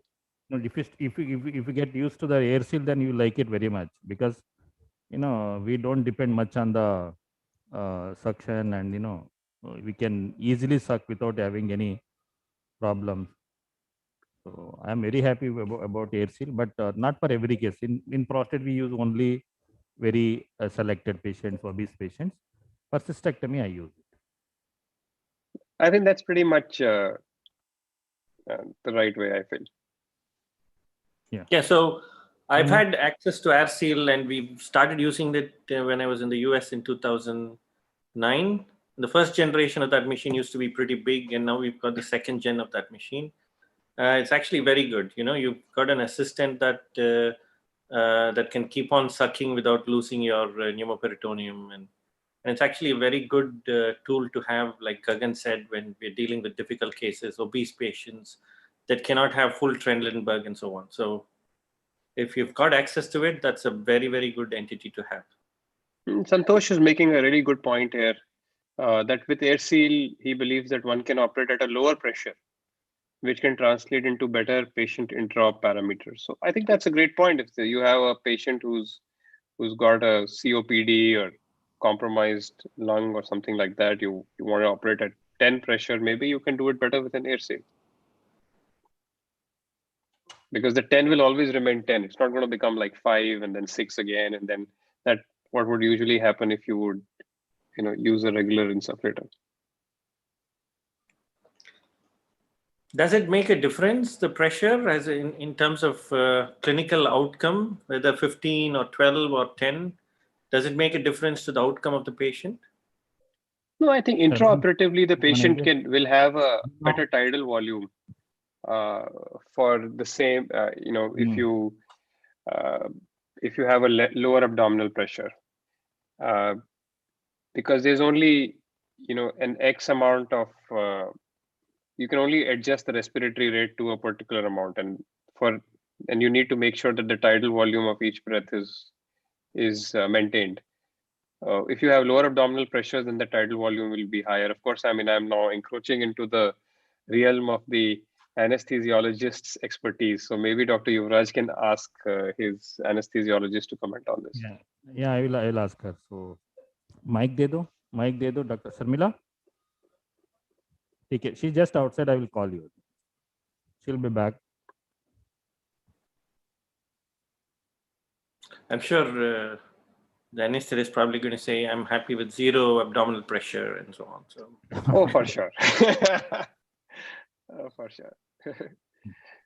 Dr. Yuvraj, do you Now do we have any completed the lymph node ophthalmological? dissection on the left side. So almost everything we have removed it, which we can remove. Common iliac, all the lymph nodes. Very, very well done node dissection, Dr. You know, Yuvraj. Very well Looks done. great, Dr. Yuvraj. I hope for the patient's sake that everything comes negative. yeah. Abhi now. Yeah. And it doesn't seem to have any gross lymphadenopathy as such. So I think that's actually a great chance. Yeah. So now this is the ureter which is lying here. So we'll take the ureter to the right side. So at this step, Yuvraj, take us through where exactly you would do the dissection. Which plane are you going to go into? So once you catch hold of the peritoneum and lift it up, that plane between the pre-sacral area and this thing will automatically open up. You can see that. So you can easily make out that either you can go here or here. It doesn't matter. See now. So these are the most probably nerves. You can go in front of that, or you can go even below that. Doesn't matter. But generally, the plane will open. So I don't try to identify a plane here because naturally it comes out. So now you can see easily. So if you go here, a little bit difficult, but still you can make out very clearly. How So far proximally would you like to go? Would you, generally at around where the bifurcation is there? So would we have to go. the kink in the ureter be less if you go more proximal? Yeah. So if you go more proximally, then a good length of ureter you will get it. Nah? So you can go anyway. So it is just it's quite easy to do this procedure, except when the patient is very obese, very difficult to identify this plane, and otherwise quite straightforward. So you can see the opposite common iliac artery, and quite easy. There is nothing here. So now this is the mostly the pelvic plexus. So what I do, I keep this one here and come to that area from the left side. Suction karna padega. So if we're in a situation, if we're faced with ureters being the left ureter being pretty small, then I think we can ascend up as much as the inferior mesenteric artery and get it at that level. So the kink in the ureter is less, or it doesn't have to travel down on the left side and then traverse to the right side. So there's a diagonal way of it coming down. So again, one of the ways to save length of the ureter if you're kind of short sometimes. So I just hold the tip of the ureter. So because I'm going to apply. Those are really good points, Anant. Yeah, I mean, the higher you go, the lesser the length you require, and more flexibility you have at the time of the anastomosis. Now you can see easily the ureter came out. I think having already done the common iliac and pre-sacral lymph node dissections, this step actually becomes easier because that area is already kind of dissected out. So Abhinav, should we put a clip there? Ho jayega or difficult? Yeah, I think it is possible. So generally we put a clip here so that it doesn't come.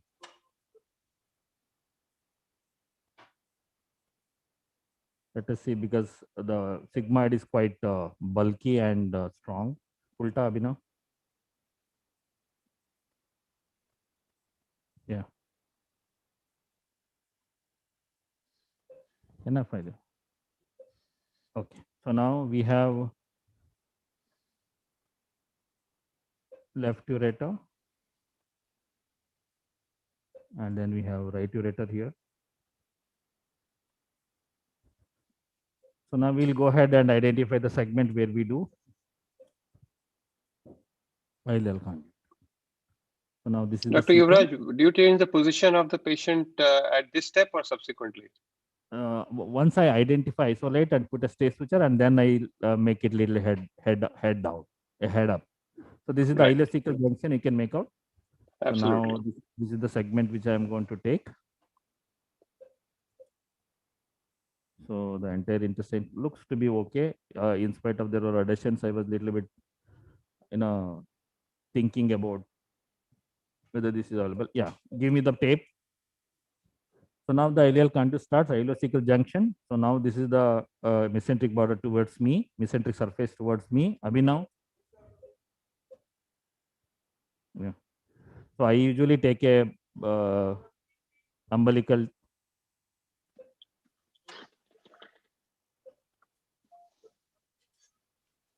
Yeah. So now, so this is the ileocecal junction you can make out. So this is 15 centimeter tape, easy to measure. Some people use ureter catheter, fine, no problem. So I usually use like this.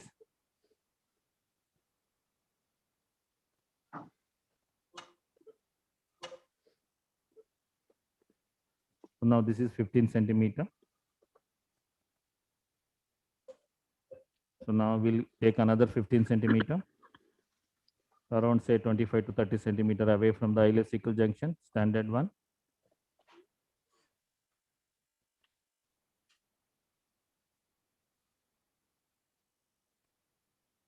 So somewhere here. So we'll take the first test suture, Abhinav.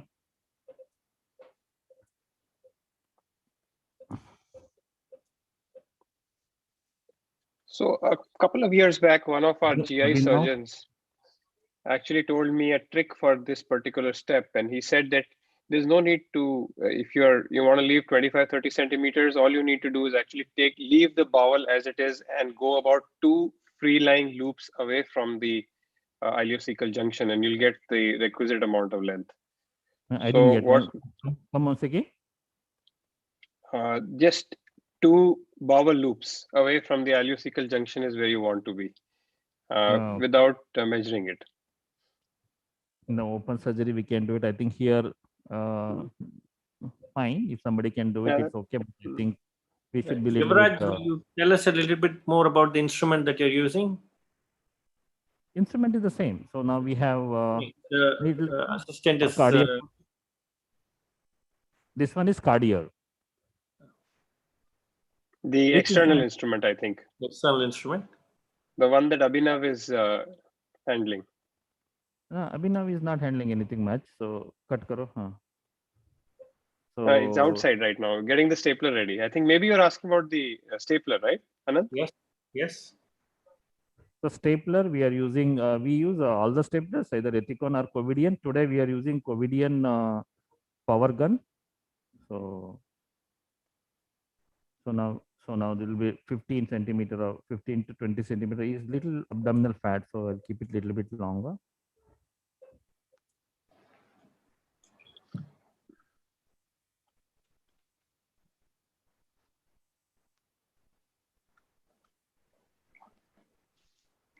I think a couple of very interesting comments in the chat box here.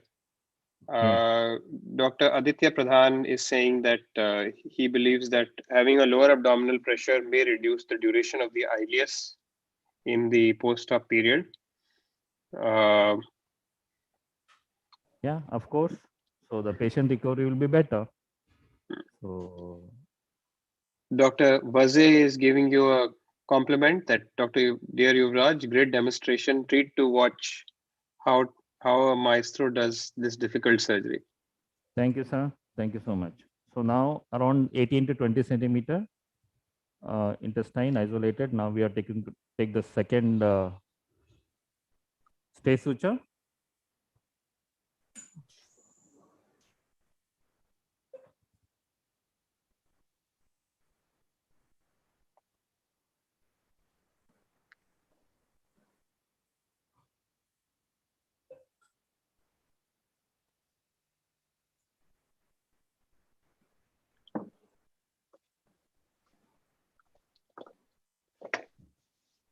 Is this the same stay that you used distally, sir? Yeah, same one. There, what I do is that take the tape out. So there I take one limb short and one limb long to identify proximal here, and then here I am keeping both same length so that it's easy to identify. That's an interesting variation. What I use is like different colored sutures, but this is actually works as well because you will be able to identify by the length of the suture. That's a very interesting. You can see here this is the distal one, and this is the proximal one. So now again, just keep it like this. Okay.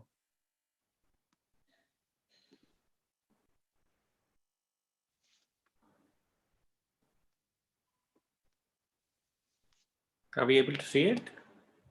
I think it's frozen. So now, it's okay. Yeah, remove the instruments. So we remove the instruments and do little bit head eye. Remove Abhinav fast. Yeah.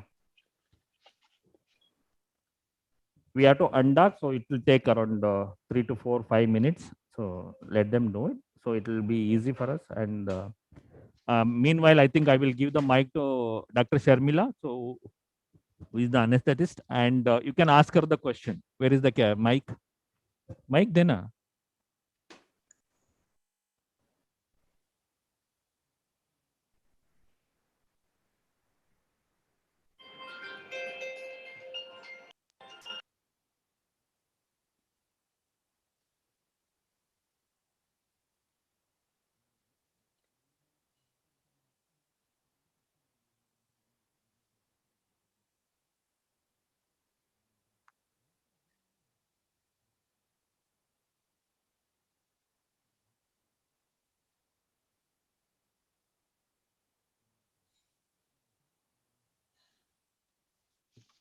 Can you hear Gagan? I can hear you, sir. Yeah, so Dr. Sharmila, so he is the anesthetist for our case today. So she is going to answer that anesthesia question while we are repositioning the patient. So go ahead, Sharmila. So you can ask the question once again. Hello, Dr. Sharmila. First of all, thank you so much for facilitating such a wonderful demonstration from your end, especially on a Sunday. Thank you. Yes. Actually, Anant wanted to ask you a question about intra-abdominal pressures. Okay. So, Dr. Sharmila, the question is, what would be the intra-abdominal pressure that the anesthetist would prefer? Surgeons always want the intra-abdominal pressure to be, the vision to be very good, and so we need to probably see better. So we always want it to be higher so that the vision is better. What would be your preference? And the other question is, would there be a clinical difference between a pressure of 15, 12, and 10 from your standpoint? Okay. So usually we prefer the intra-abdominal pressure between 12 to 15. Okay. Now for today's case, it is kept at 12.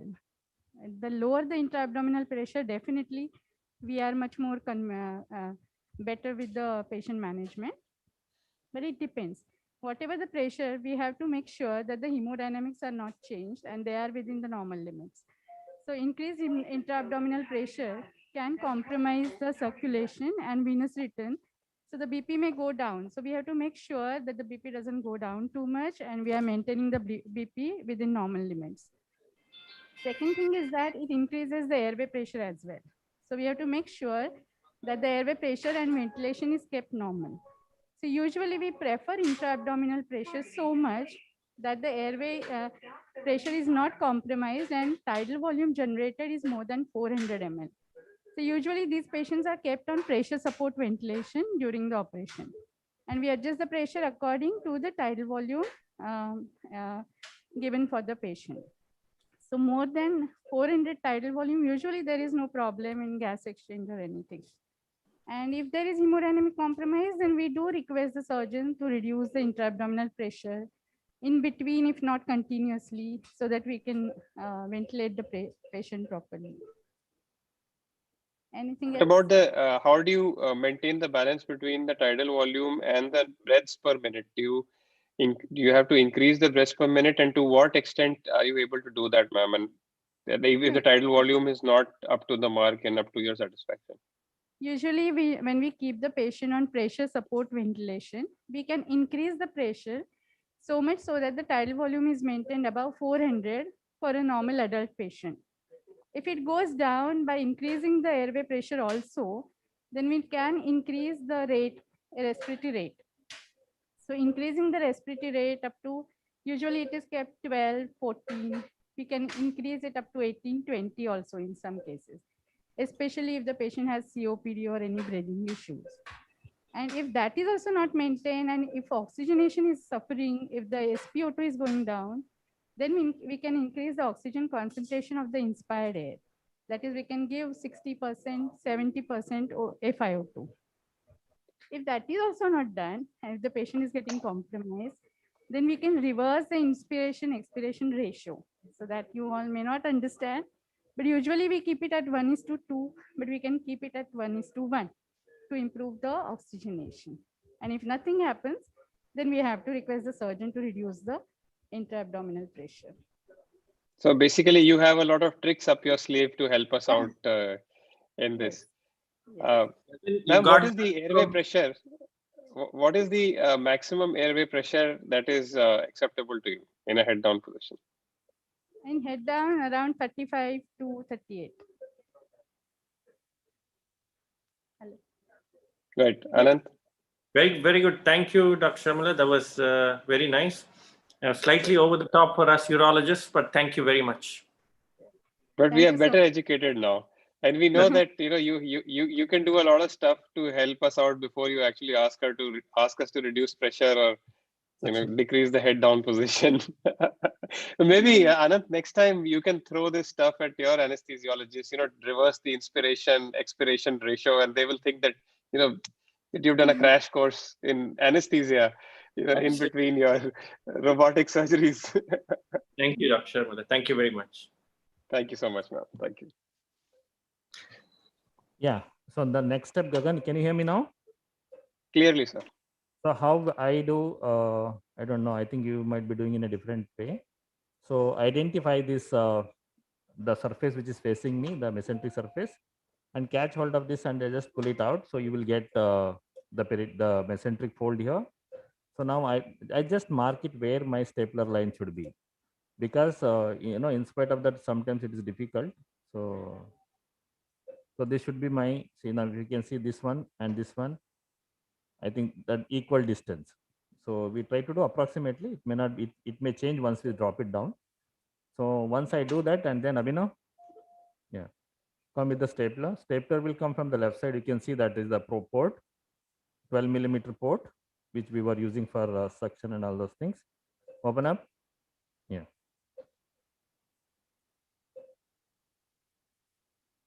Yeah, lift it up, Abhinav. Yeah. Turn this side total. Turn ulta. Just lift it up. No, I'm not happy. Come this along this line, Abhinav. Lift it up. Yeah, correct. Come this side. Yeah, correct. Question from Ginel: what angle do you keep after de-docking for the intracorporeal anastomosis? So that will be around, say, 50% of our steep lead low position. So now we can see once you put this one, you see this side and this side. So generally we have not overshooted either this way or this way. So you should not go parallel to the intestine. And now Abhinav, little bit up and towards you. Yeah, correct. So now you fire it. That's the white cartridge, so that it takes care of the mesenteric vessels as well. Results also, but still sometimes we do get. So this is a power gun. Power gun is expensive, but it is a treat to use. This we are using Covidian one, very nice. So once we do the first one, if there is any bleeder, you just have a point coagulation like this, and then we know where to cut it. So I just a little bit, because the last few staplers will not open up, and for the side, this is going to come out of the for the stoma. So now I want a little bit more. So what I take is that I take NSEAL and then take a little bit. Yeah, correct. Little bit. ज़्यादा ना मत ले लो. Correct. करो. Correct. Don't pull it. So only one bite is enough for us.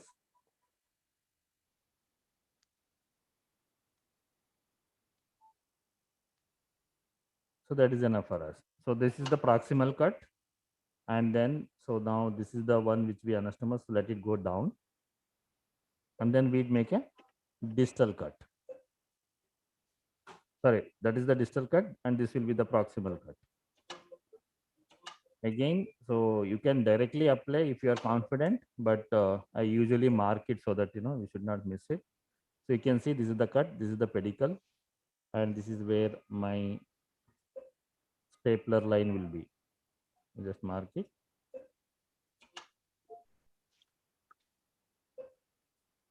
Yeah, Abhinav.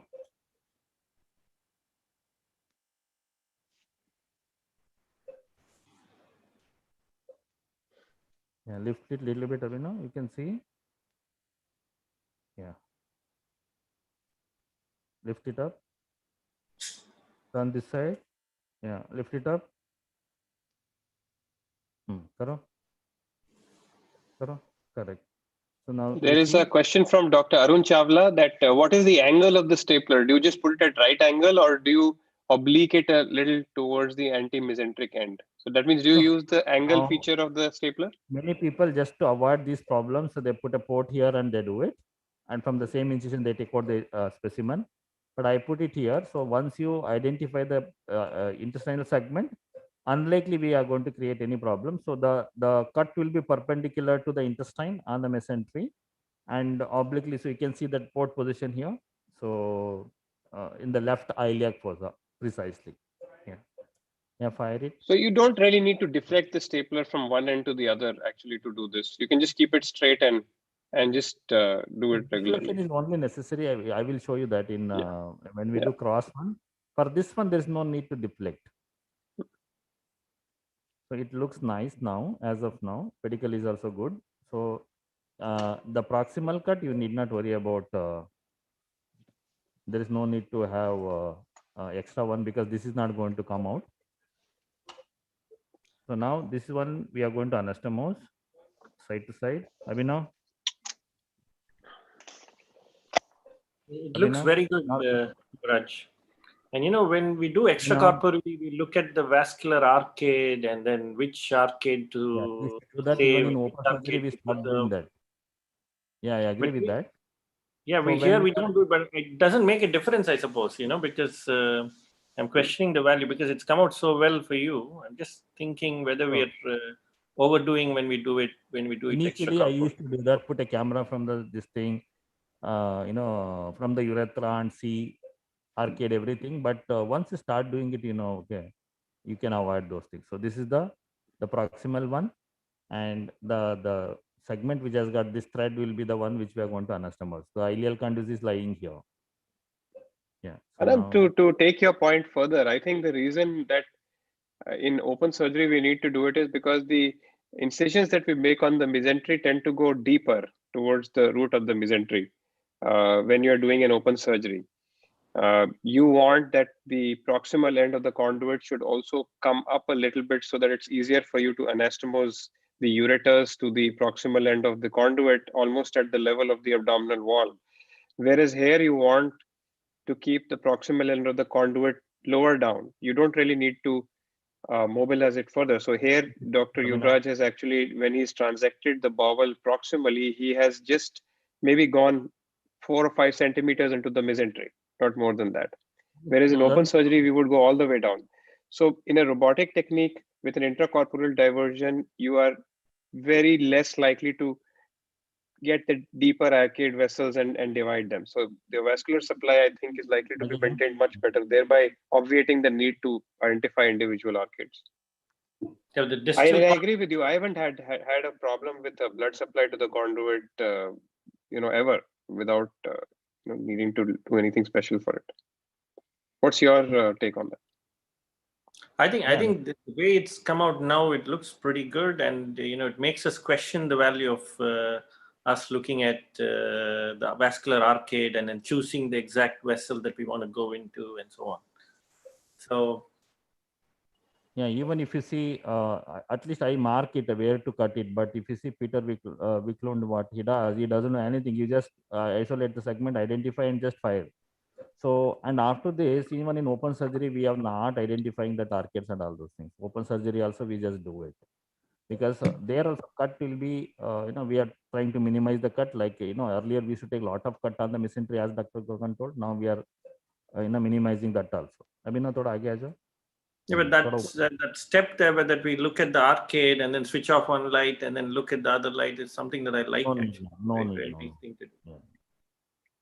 So I don't think that that's any more in fashion. And even this marking with which Dr. Yuvraj has done, it's great because it helps the assistant to actually know where exactly to fire. But I think somebody like Abhinav, who's done this hundreds of times before, he can probably close one of his eyes and fire it exactly where Dr. Yuvraj wants I always close the eyes. it. See whether you tell or not. Okay. Close it now. Important. Close it now. Identify everything and close it. Close it. Okay. So now you can see that I am holding this anti-mesenteric, mesenteric surface, and then I just pulled it like this and hold it, and then the stapler is applied. Fire. So this is 60 blue. So 60 generally we take it for the intestinal anastomosis, and if there is any vascular pedicle, we take a white one. So now when you use power gun, it is very smooth. So there is no need to, try to boot it and open it, nothing. So now for safety purpose, I always take another 45 and then fire it. I mean, you can just take the same one, right? Instead of opening the 45, you can another 60. No, the gun is the same. Oh. Power gun is the same for both. So have we lateralized the conduit, or that happens after? We don't do that now. That peritonealization of the conduit, we don't do that. So now I've seen people discarding the distal 5 centimeters, no, to facilitate the conduit to come up. Do you do that? Discard something called a discard segment? No. I don't do that. I think Dr. Gill does that. Yeah. And if you have any issue, if there is a patient is obese, you can still do that. But generally, it comes out. Any experience with you, Gagan? No, I don't do the discard segment as well. I think you just need to make sure that you have gone a little bit deeper into the mesentery on the distal side, the side which is going to come out. And like Dr. Yuvraj has done here, I would also use a vessel sealer to get another 30-40 millimeters into the mesentery, and we are okay with that. If we don't do that, then there is a little bit of a struggle. So, but even if you explore, and I have had an opportunity to have a chat with Dr. Mehir Desai in this regard, that the discard segment was also a little bit of a follow up from their open cystectomy teams. The open cystectomy people always used to do a discard segment, so they replicated the procedure completely in robotics. I don't think that it's there again. I think it's more a personal preference and a technique rather than any evidence-based advantage to it. We know fast. I use only a 60. I mean, do you always do a 60 and 45? Yuvraj and Gagan? I always do so because I don't want the side to side? Side to side, yeah. Always. I actually use a 60 and a 60. 60 and a 60. Go. I use just a 60. I never had any problems. No. I've had an obstruction once because of this. So since then I moved on to this. So now just catch hold of that, whatever we have opened it, and see all the. Abhinav, I didn't tell you to close. And one issue I have, because when we undock the fourth arm, I find it difficult to get both the bowel lumens inside the staplers. Do you have that trouble, Gagan? Because I follow your technique of undocking the fourth arm and then putting it inside. So, yeah, correct. I think it's a little bit of the instruments that you're using. Like if I use it on my left hand is the Cadair forceps, and on my right hand is a tip-up grasper. Tip-up grasper is a huge wide instrument which you can manipulate the bowel really well with it, and with that you are able to manipulate the bowel and get both the ends together. The idea is to put one loop at a time. So we put the loop which is farther away from you onto the stapler, ask the assistant to close the stapler, and then bring the second loop and thread it with that. So if we try to put it both together at the same time, it's more difficult. One by one, it becomes easy.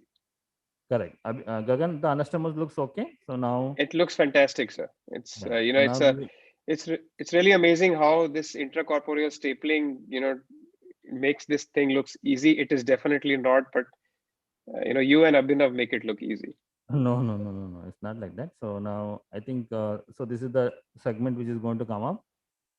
So now, Abhinav, you are coming in my way. Okay. So what I will do now, so I will just mark where I'm going to, yeah, Abhinav wants to cut this end because we have to put the stents.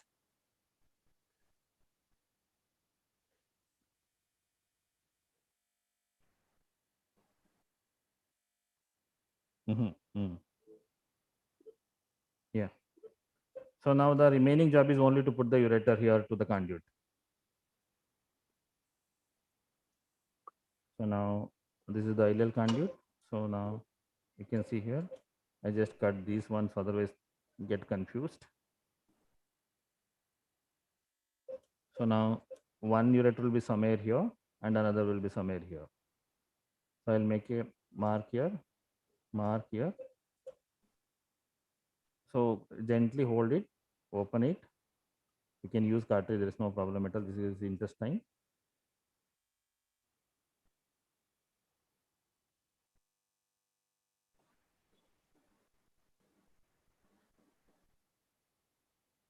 So you can see that. So we have opened it. Kishore, would you put ureteric stents or double J stents?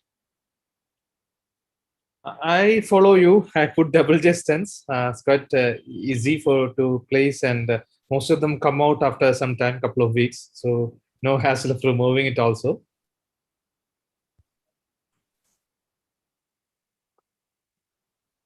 Yeah, I think I guess that's also, I guess, a question of personal preference to a large extent. Yeah, in neobladders, what we have started doing recently is that we've started putting longer stents, 30 centimeter stents, because there has, in one of the neobladders that I had done, when I was trying to remove the stent through a flexible cystoscope, we couldn't find the stent for 15-20 minutes. And because it was in the chimney and it was right at the top there, and it was kind of difficult to get to it. But with 30 centimeter stents, it tends to come down from the chimney and into the main cavity of the bladder, and it becomes relatively easier. Here, of course, you can use the regular 26 ones, which we use anyway. Where do you get that from? The 30 centimeters? Well, I think it was available in the hospital, so it's in the market. We didn't have to do any special effort to get it. It's very much I think you should find it easy. Just ask your store to get it for you.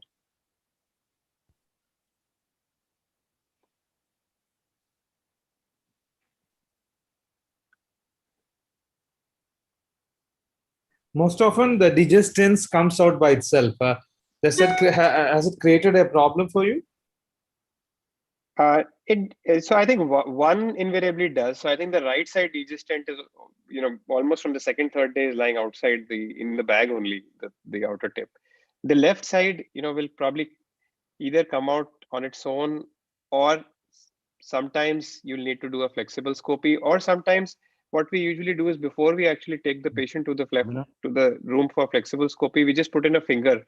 And sometimes you can just feel that stent which is there which is coming from the left side, and just pull it out. So that that saves time, effort, and money for the patient. The right side is invariably out in any case in a few days.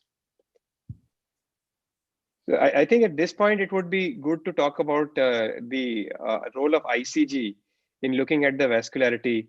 And Dr. Yuvraj had made some initial comments upon it. Dr. Yuvraj, do you use it routinely? Have you used it before? One or two cases we used, we didn't find any difference. So we stopped using it. No need for that. So, but if you have any doubt about the, in one case we did it, it was a post-radiation cystectomy. So we wanted to be sure. Otherwise, so now this is how I do ureteric anastomosis. So take two holes here and then spatulate the ureter. And then I take a stay suture here.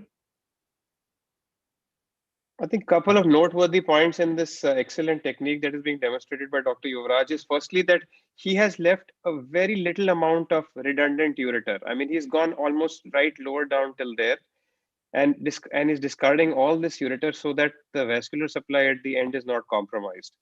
That is something that is noteworthy because he could have easily anastomosed it higher, but he's lower I'm down. anastomosing from here. So there will be some amount of excision, not much, but the thing is that it doesn't, once, see now I'm trying to search the ureteric wall. So that is the amount of tissue which we have left behind. So once you have a good tissue and use minimum cautery, I think, see now, whatever we have done, we have not opened any patient first stricture. One patient had stricture and we have to stent him, that's all. So with stent and balloon dilatation, he settled down. And while doing the surgery, we could make out that, the ureter was dilated, and while dissecting, we were very close to the ureter. Otherwise, generally, we don't get it. Abhinav, cut it. So this is the different people do ureteric anastomosis in a different way. So I do in this way, so that I take two 6 o'clock and 8 o'clock stay sutures. So Abhinav, now we'll put a stent. I think we should start putting degestant or a single gestant also. Now the proximal end of the conduit's got the staplers. Do we need to isolate the urine from touching the stapler? We don't do that. Generally, nothing happens. Yeah, we don't do that because it is in neobladder. I've seen a couple of surgeons put some vicryl sutures to do that, but in neobladder we do it. In stapler and the anastomosis kind of is kind of joins together. So the stapler is isolated from the urine. Is that something we should be thinking about, or it doesn't make a difference? According to me, it doesn't make any difference in ileal conduit, but definitely in neobladder we do it because neobladder expands and the staplers tend to come inside the neobladder. But here, because they're all outside and there is no distension of the ileal conduit, so I think it's okay. So I am putting the infant feeding tube into the ureter. So around, say, Abhinav, wait, no.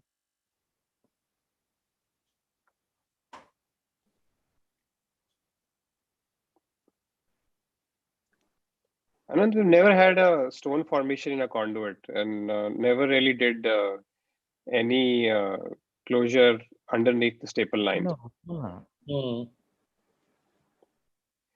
So I agree. I don't think we need to isolate the stapler segment here. I'm just of course, things may change on longer follow-up.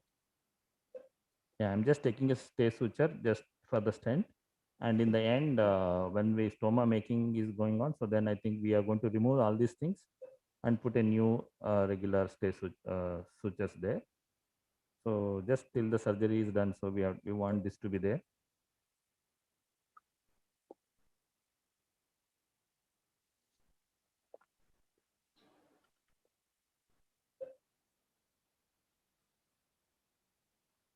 So has it gone through the infant feeding tube or just around it?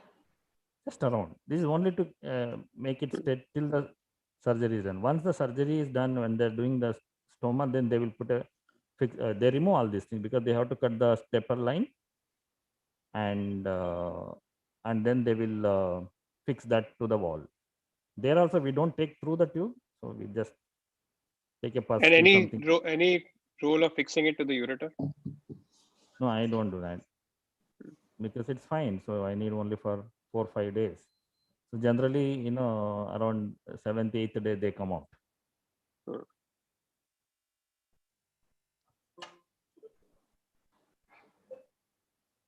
Yeah, even if you fix it, it's fine. So you can. It's not a bad idea. So some people do that. Yeah.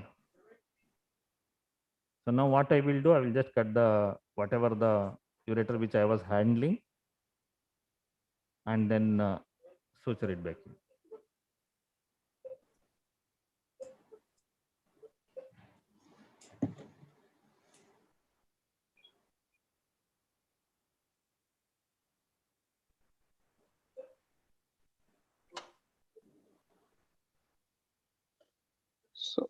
So with regards to the ICG, I think, even we tried it a couple of times to see the distal vascularity, because initially we did have more than expected incidence of ureteroileal anastomotic stricture.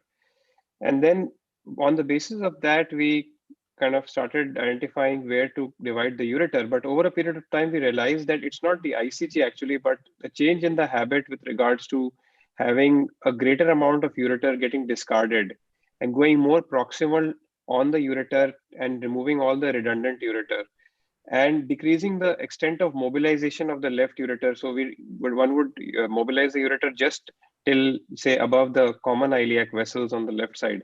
So decreasing the mobilization and decreasing the redundant ureter itself made a huge difference in terms of decreasing the anastomotic stricture rates. And in the last couple of years, I don't recall even a single stricture, but before that, it was more common than I was comfortable with. So I think it is more of a technique rather than and evolution and the learning curve rather than any particular use of ICG or anything like that. So I have taken the stay suture at 6 o'clock and at the 12 o'clock. So what I do, I hold one suture, that is a 6 o'clock one, and Avina will hold the other one. And I do continuous anastomosis. So I do from outside. Many people do it from inside. So without taking 12 o'clock suture, fine. So now you can see that I use 40 Statafix for this. So this is got a double needle, but we put an one knot in between, so that we identify where exactly it ends.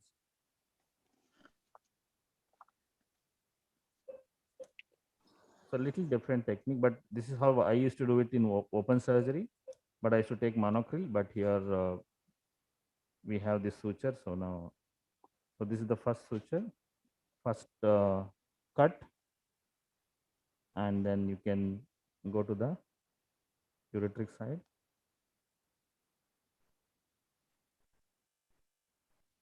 You can see the ureter there, wall. Yeah. So now I have taken. So this is because the knot has to come towards the intestine, I have taken the reverse way.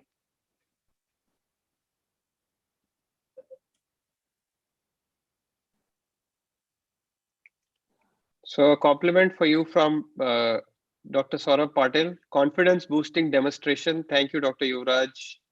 And thank you, he managed to throw us in as well, moderators included, and of course USI.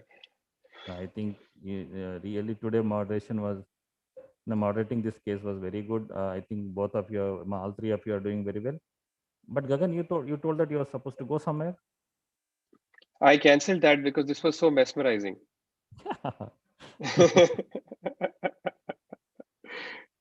Okay, so now this is how you can keep on taking the stitches. See the wall, the edge of the ureter, and then we take seromuscular. So no need to take. I mean, you can take in between mucosa, but it is not compulsory.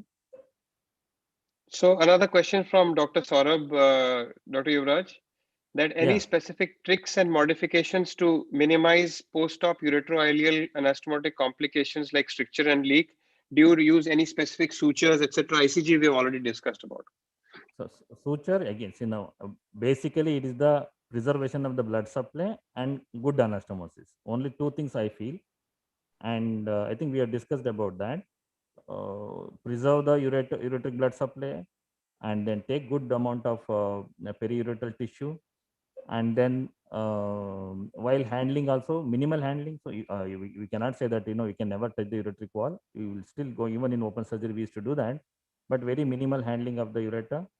And most important, good anastomosis, spatulated anastomosis. So don't compromise here. So now it may take around 10-20 minutes extra, but spatulated anastomosis also. You can see the length of the anastomosis here. So I take good. Two things that I'm noticing, Dr. Yuvraj. Firstly, you have left a lot of fat on the ureter, and that's really good because that ensures that you are able to not only kind of maintain the vascularity, but you're using it actually to manipulate the ureter. You're not holding the actual edge of the ureter. You're holding the fat on top of the ureter to to be able to see the lumen. So that is one excellent thing that is something one should pick up. The second thing is, as you would see, he has left all his sutures loose. Yeah. So that while taking the next bite, he's able to see the edges very clearly, including the mucosal edge of the ureter edge. And that is something that will help to make sure that the mucosa is incorporated on both the sides.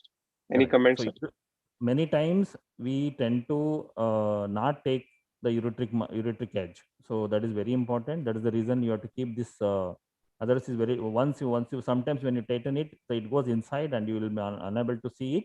And then you think that you are taken, but you have taken a stitch without taking. If you take 1 or 2 or 3 bites without taking the ureteric wall, there is a chance of urine leak. So that is the reason I always keep them. Keep the suture free or loose, and then in the end you can just make it tight. So I also learned so periureteral tissue, I take it and then take little bit of what is called a second layer. So we used to do it in Tata. Dr. Tongonko taught me that step. So just to avoid tension on the one. So many people don't do that, but I should generally take this periureteral tissue and little bit of intestine here. I think that's a very valid point Dr. Yuvraj is making. The fundamentals don't change at all. So the mucosa to mucosa approximation, tension-free anastomosis, and no leakage. I think these are basics that either if you're an open surgeon, lap surgeon, or robotic surgeon, these things don't change at all. So it's being demonstrated very well by Dr. Yuvraj here. I think for me, this suture material gave a really good. So this is 40 Statafix, very good suture material. So very soft. It is like monocryl and it doesn't slip back. So I think the suture selection also. Many people use monocryl, but I used to use monocryl before. But once you pull it, it again goes back, and sometimes we don't know whether it really it is tight enough to take the suture. So here in the end, you need not tie. Anand, what is your choice of sutures? It's monocryl right now. Okay. I do 50 PDS. Again, I think the needle is quite good, quite fine needle. Yeah. So, and it's or even on the smaller ureter, you can do it comfortably. 50 PDS. A 4 PDS, you're telling me?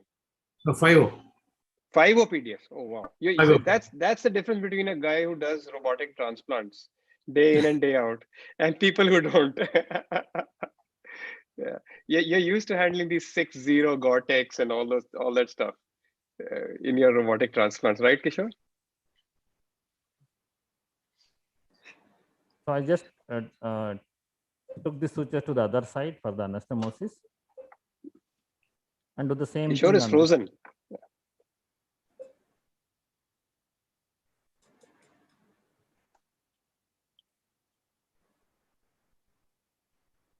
Hello, can you hear me? Yeah, absolutely, clearly. Okay. So now we didn't cover a question by Dr. Pranjal Modi. He had asked earlier that what is your cautery setting for the cystectomy? Cautery, this is XM mission. So cautery is 4, 3 or 4 to 4. Number 4. For monopolar, bipolar, both. Both. अभी ना थोड़ा सा नीचे करो. Yeah. So video is okay. Dr. Swapan Sood is commenting that it's a good idea to start them on chewing gum after 24 hours. Absolutely, sir. I agree. And that's a part of the ERAS protocol, which we all follow.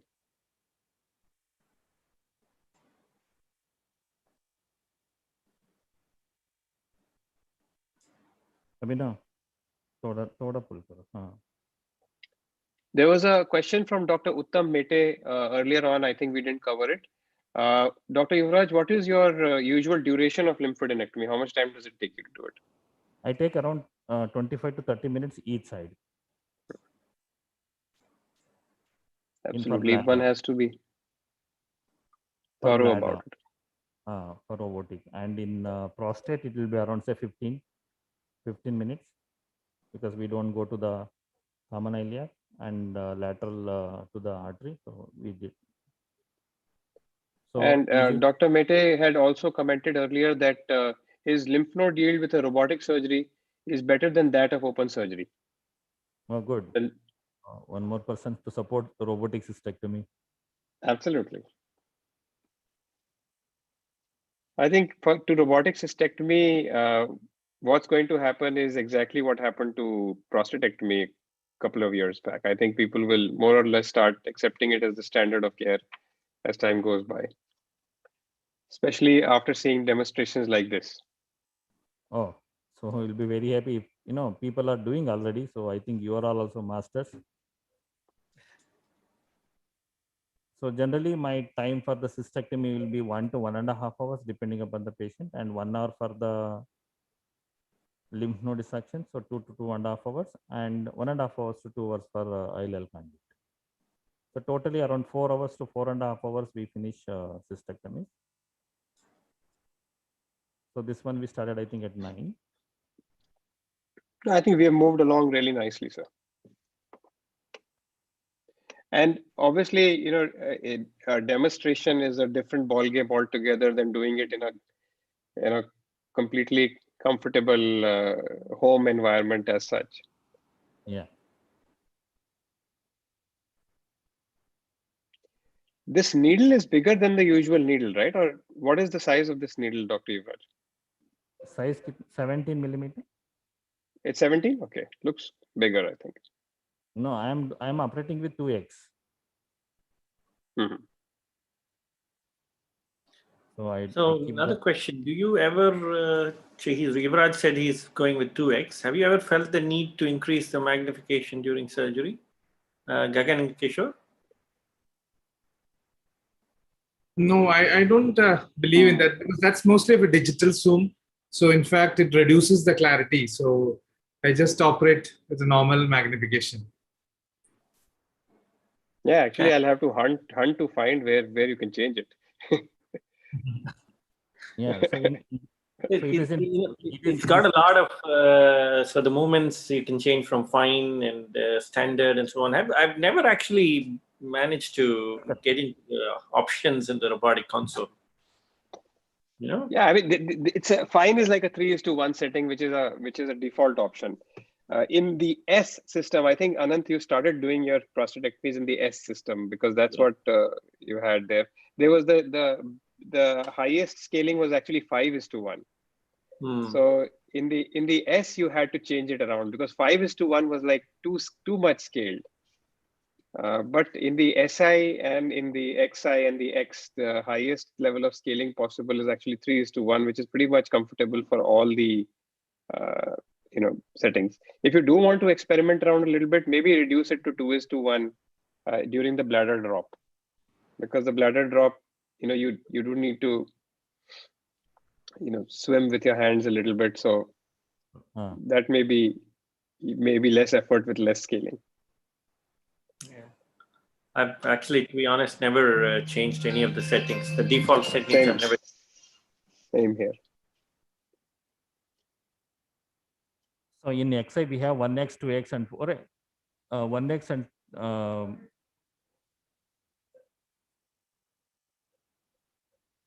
so yeah, remove needle driver. So 1x, 2x, and 4x.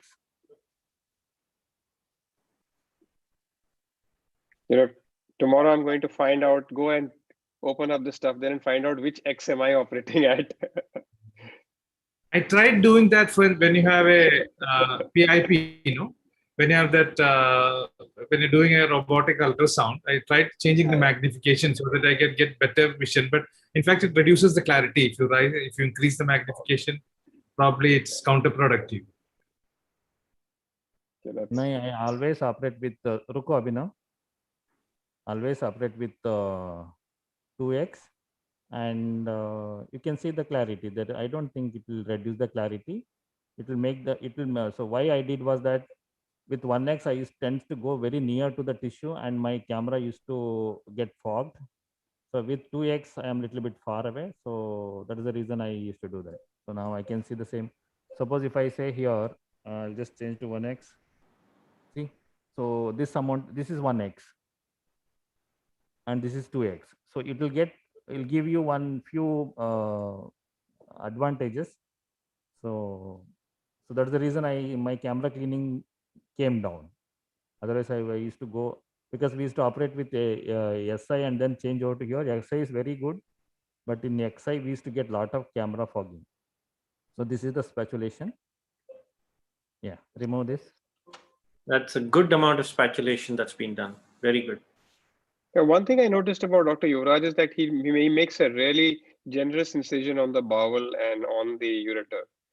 And probably that is the reason why the stricturing rate is less. What are your comments, Anant? Yeah, I think, the anastomosis should be wide enough, because here, even if you see the anastomosis, bowel anastomosis also, I did it quite, we don't want all those complications. It takes hardly few minutes more. So we can avoid some amount of complication. So that's the reason I do like that. So I mean, one way to look at it would be that longer is the incision line, more chances that there would be, one of your sutures will come out or will be loose. But I guess you've not had any incidents of urine leaks with this kind of a technique. Not many, Dr. Yuvraj. no. So I have not had any urinary leak from the ureteric surface. Yeah, I think one patient we had, so quite almost 2-3 years back. So when you can make out that when you do the surgery, primary surgery, so I was not comfortable with the anastomosis. So it had a little bit cut through, and then took a little bit extra sutures. Then I thought that, okay, that is fine, and it was not fine. So that is different. But if you think that you have done a good anastomosis, and I think very rarely you will get the urinary leak from this. Yeah, I think yeah. Go ahead, Gan.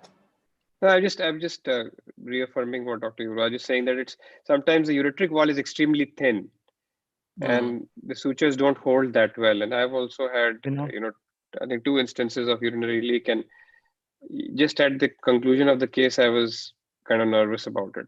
Most of the times when you feel that you've done a good job, there isn't a urinary leak.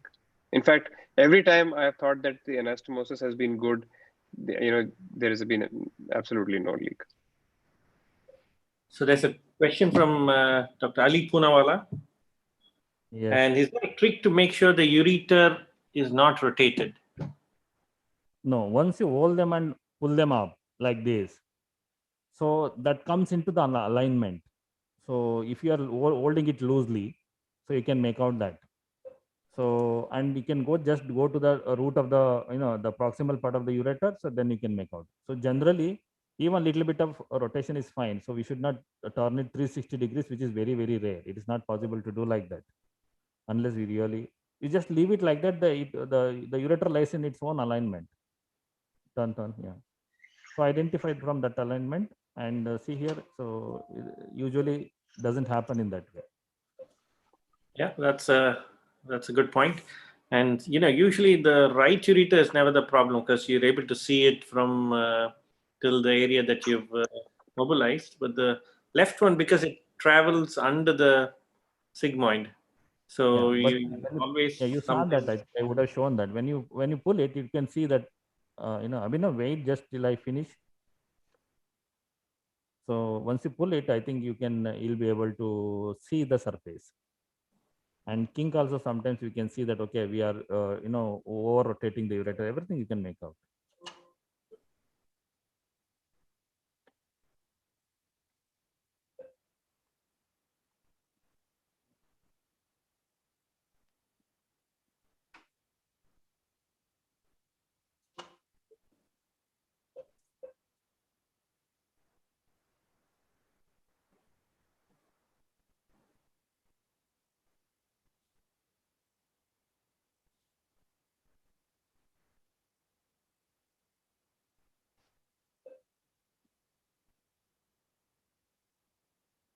I think it's also a good time to talk about when you bring out the conduit, the ileal conduit outside.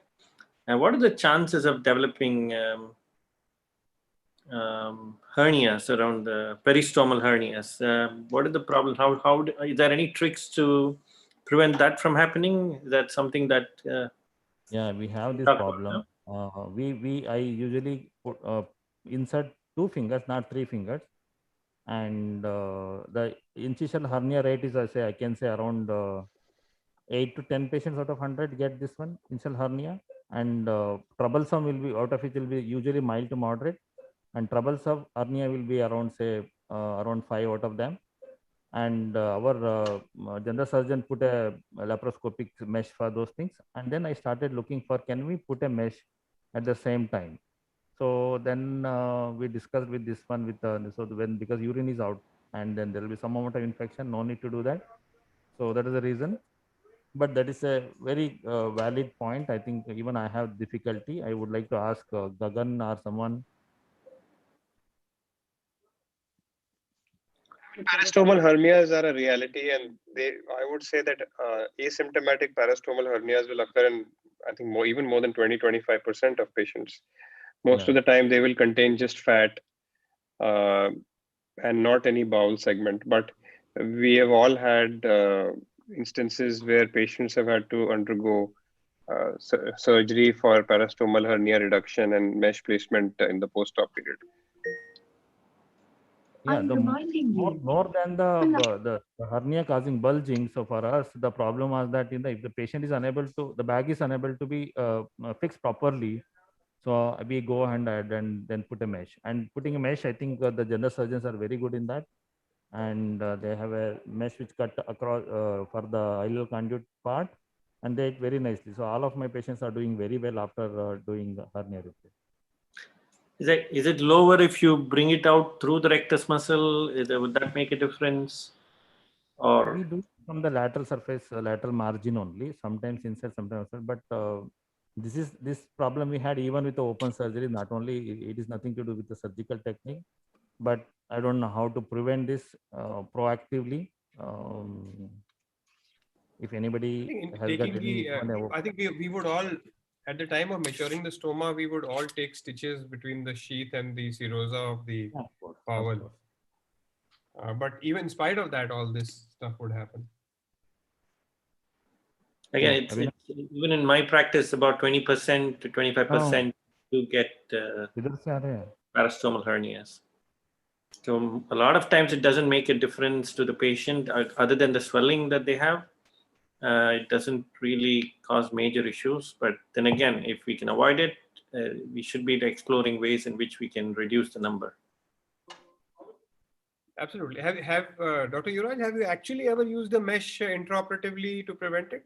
Or it was just a topic I of have not discussion? used it, but I have heard that there are 1 or 2 papers which says that we can use the mesh in the same sitting. But I was skeptical. But then again, the question of that urine leak thing comes up, right? I mean, you can have a urine, not only urine, your reason bowel why is you won't also use a open. mesh. Your bowel is also open. Abhinav? So here you are having a higher chance of having chance of infection of the mesh. Yeah. And that may be actually counterproductive. Yeah, correct. That is the reason we thought that let us not do those things. And if someone develops, then we will just repair it.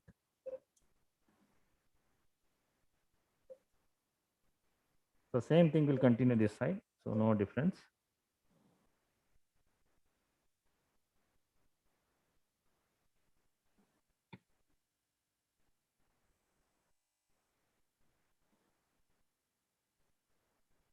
So a couple of questions from the chat box.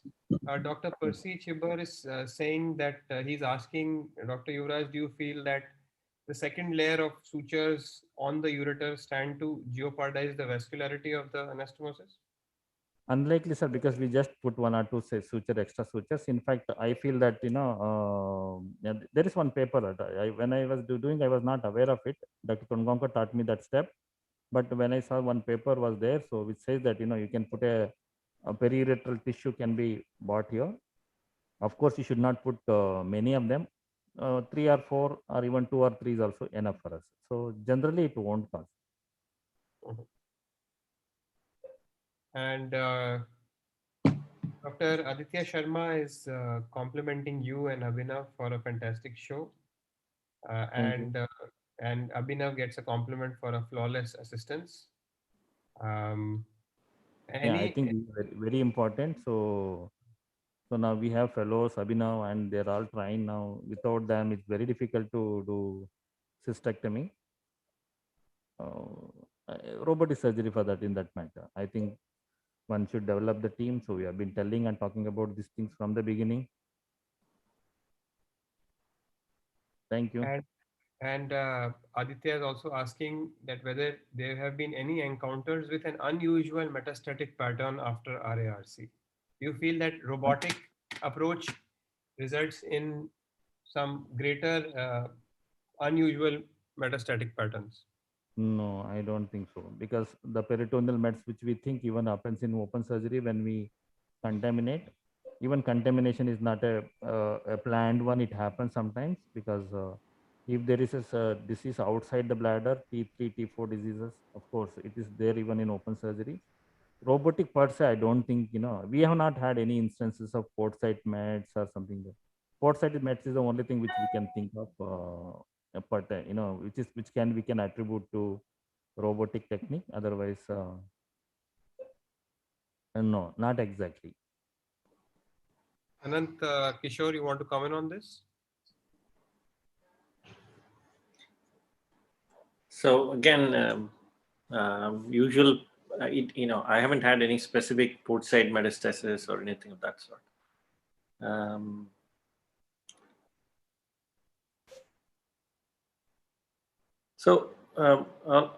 After cystectomy, all of us are faced with a situation that sometimes you may get hydronephrosis that is progressive, not drastic. Not that it requires immediate intervention. Maybe in 6 months it goes from grade 1 to grade 2. The renal I've function. had for upper tract TCC. Usual, I haven't had any specific port side metastasis or anything like that. Right, Kishore, you were saying something? So, after cystectomy, all of us are faced with a situation that sometimes you may get hydronephrosis that is progressive, not drastic. Not that it requires immediate intervention. I just got a deja vu. Yeah, it's nice to hear my voice. Yeah, I hope we are not operating in a matrix or something. Again, progressive, very, very minimally progressive hydronephrosis without a gross difference in renal function. How do we manage those patients? Well, I think we would do a DTPS scan firstly to look at the drainage of the kidney. And I think the DTPS scan should give us a pretty good idea about whether there is actually an obstruction or no. Hydronephrosis, can be obstructive or non-obstructive. But one thing I would say that, sometimes we ascribe the hydronephrosis to a reflux. Reflux from a conduit doesn't really occur. It's much easier for the urine to actually come out, from the stoma than to actually go back up in the kidney. So invariably a hydronephrosis with a conduit invariably is an obstruction.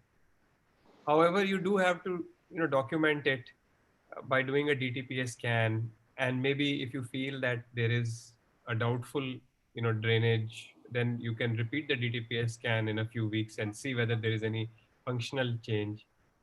And then, of course, you have this, whole lot of options available, including, anti-grade stenting. Anti-grade stenting. What have you. Yeah. But invariably, it's obviously not 100% effective. In fact, anti-grade stenting, balloon dilatation, and other endoscopic methods, I think that it's more likely to fail than to succeed. But again, it also depends upon the length of the stricture and the extent of the stricture. Your experience on this, Anant, Dr. Yuvraj, and Kishore? Yeah, I agree with you, Gagan. So that's how it works. So yeah, Anant can tell more about that. Yeah, I entirely agree with it. But I read a couple of papers where they categorize the grade of hydronephrosis, and then sometimes grade 1 and 2 without renal function change, it doesn't require any further. It's somewhat similar to when you categorize reflux, the hydronephrosis. So again, 1 and 2, you probably wait and watch. 3 and 4, 3, 4, and 5 would probably need intervention. That's the theme. But like Gagan said, it's always better to prove DDPA. Now we have DDPA scans. Get it done.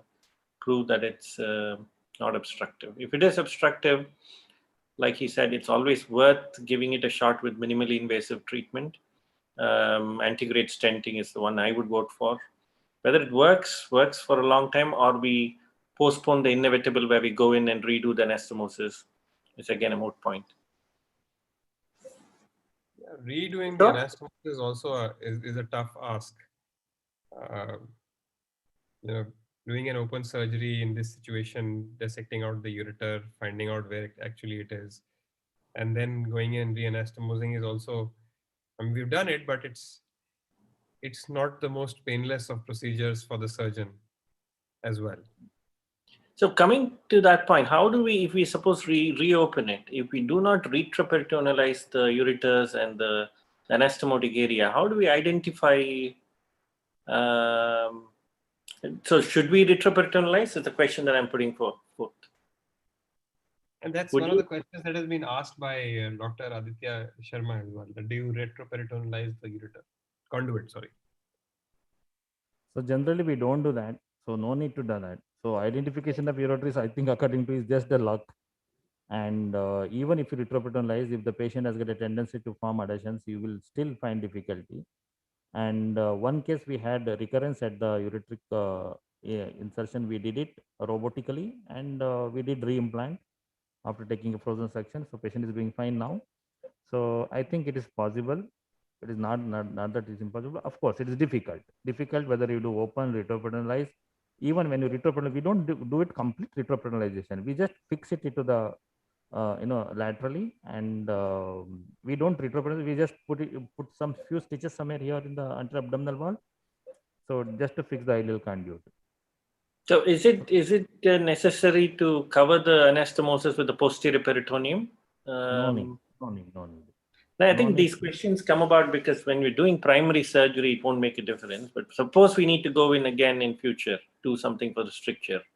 Retroperitonealization probably decreases the amount of adhesions that the anastomotic site has. Probably, I'm not sure. What would be your take on it, Yuvraj? Kishore? So I think going back will be very difficult. I mean, probably I think going back robotically would be much easier. And whenever we have gone back after an open ileal conduit, it's quite hard to identify the ureteric anastomosis. We end up damaging the bowel most often, especially the small bowel. On the other hand, I've not done like a robotic redo surgery for a ileal stricture, but I've seen quite a few videos in AUA. I mean, they're much easier compared to open. So probably, I think, people who are more comfortable with robot should go with the robot alone. And probably after a robotic ileal conduit, the adhesion would be less. Adhesions would be much lesser compared to open. So, and it might be an easy thing. I've seen one case, Dr. George B doing it lap actually. It was quite good. In fact, he pulled there was a left ureteroenteric stricture. He pulled the left ureter onto the left side of the sigmoid colon and did the redo anastomosis laparoscopically. Quite a good video before. That's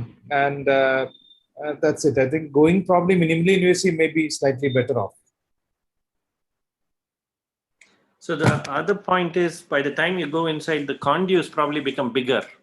So, because of stasis of urine over a period of time, the conduit expands. So though you take a 12 to 15 centimeter conduit, by the time you go inside about a month or a year down the line, you'll have a longer length of conduit. So a lot of times you just resect the distal end and then refashion the ureters onto the conduit slightly above. So again, no need to... Whatever little experience I have is of many years back in this situation. But the problem with this situation is that you don't get...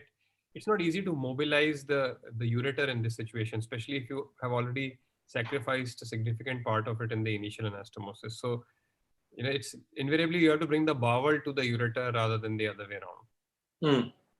And to identify the ureter in a redo surgery setting, I think one of the ways is actually to first dissect out the conduit completely. So you'll have all this bowel in the pelvis. So you first bring out the bowel and put it all in the upper part of the abdomen, and then identify the conduit, maybe pass in a catheter to the conduit, and then kind of palpate it and see where the conduit is going, and separate all the bowel from the conduit, and that's where you would probably see where the ureteric anastomosis is there.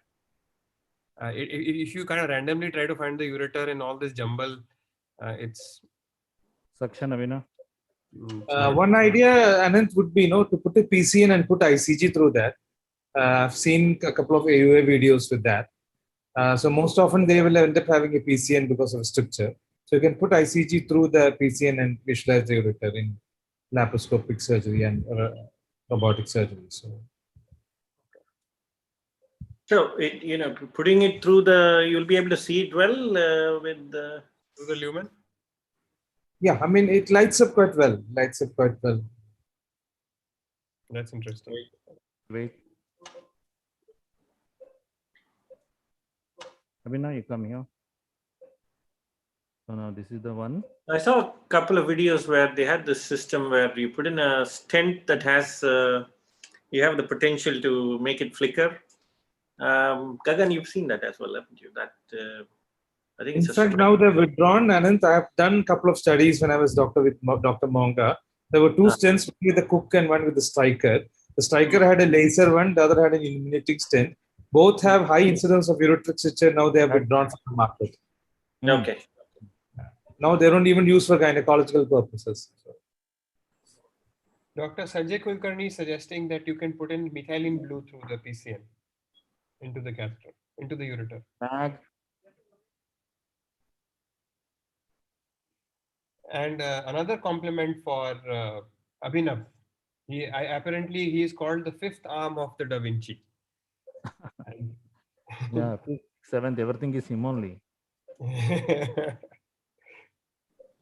So he is trying to put a bag there. Yeah. Okay. Aram se. Go towards the pelvis. Okay. Fine. Yeah. Remove it. Remove this thing. Put the gas inside. So now surgery is over. So now we'll just bag the specimen.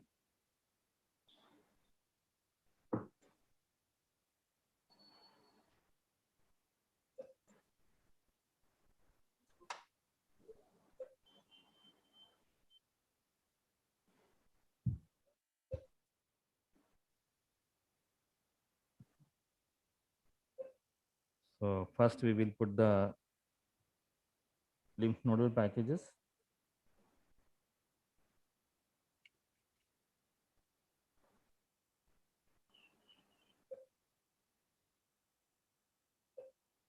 Is there a need to differentiate left and right? It doesn't make a difference, does it? No. I always differentiate. So I have put a clip on this. All left specimens will have a clip. So when we take it out, so it has a clip somewhere here. I don't know where here. Yes, put a clip there. So they know that left hand side. That. And how does it help you, right?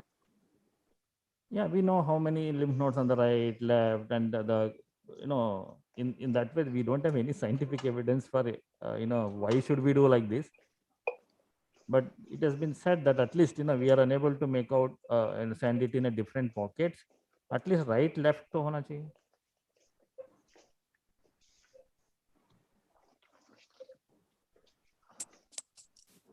Again, if you send send it in multiple packets, they'll be able to find more lymph nodes, I guess.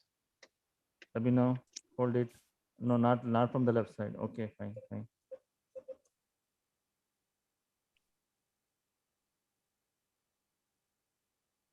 Leave it.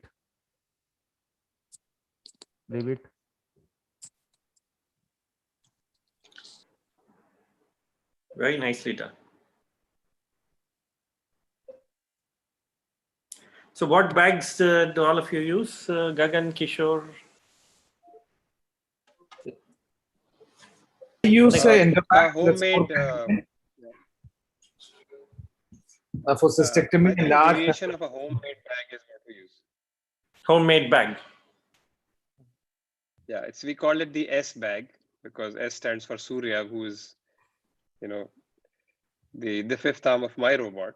So, it's basically a bag which we use for, similar to this one, but we don't have a ureteric catheter going through it. But otherwise, more or less the same, except it's not really made from a urine bag like this one is made. It's from, I think, a TUR set bag or something like that. Yeah. Same thing, different name here down in Chennai. So, yeah. Same thing. What do you call it? I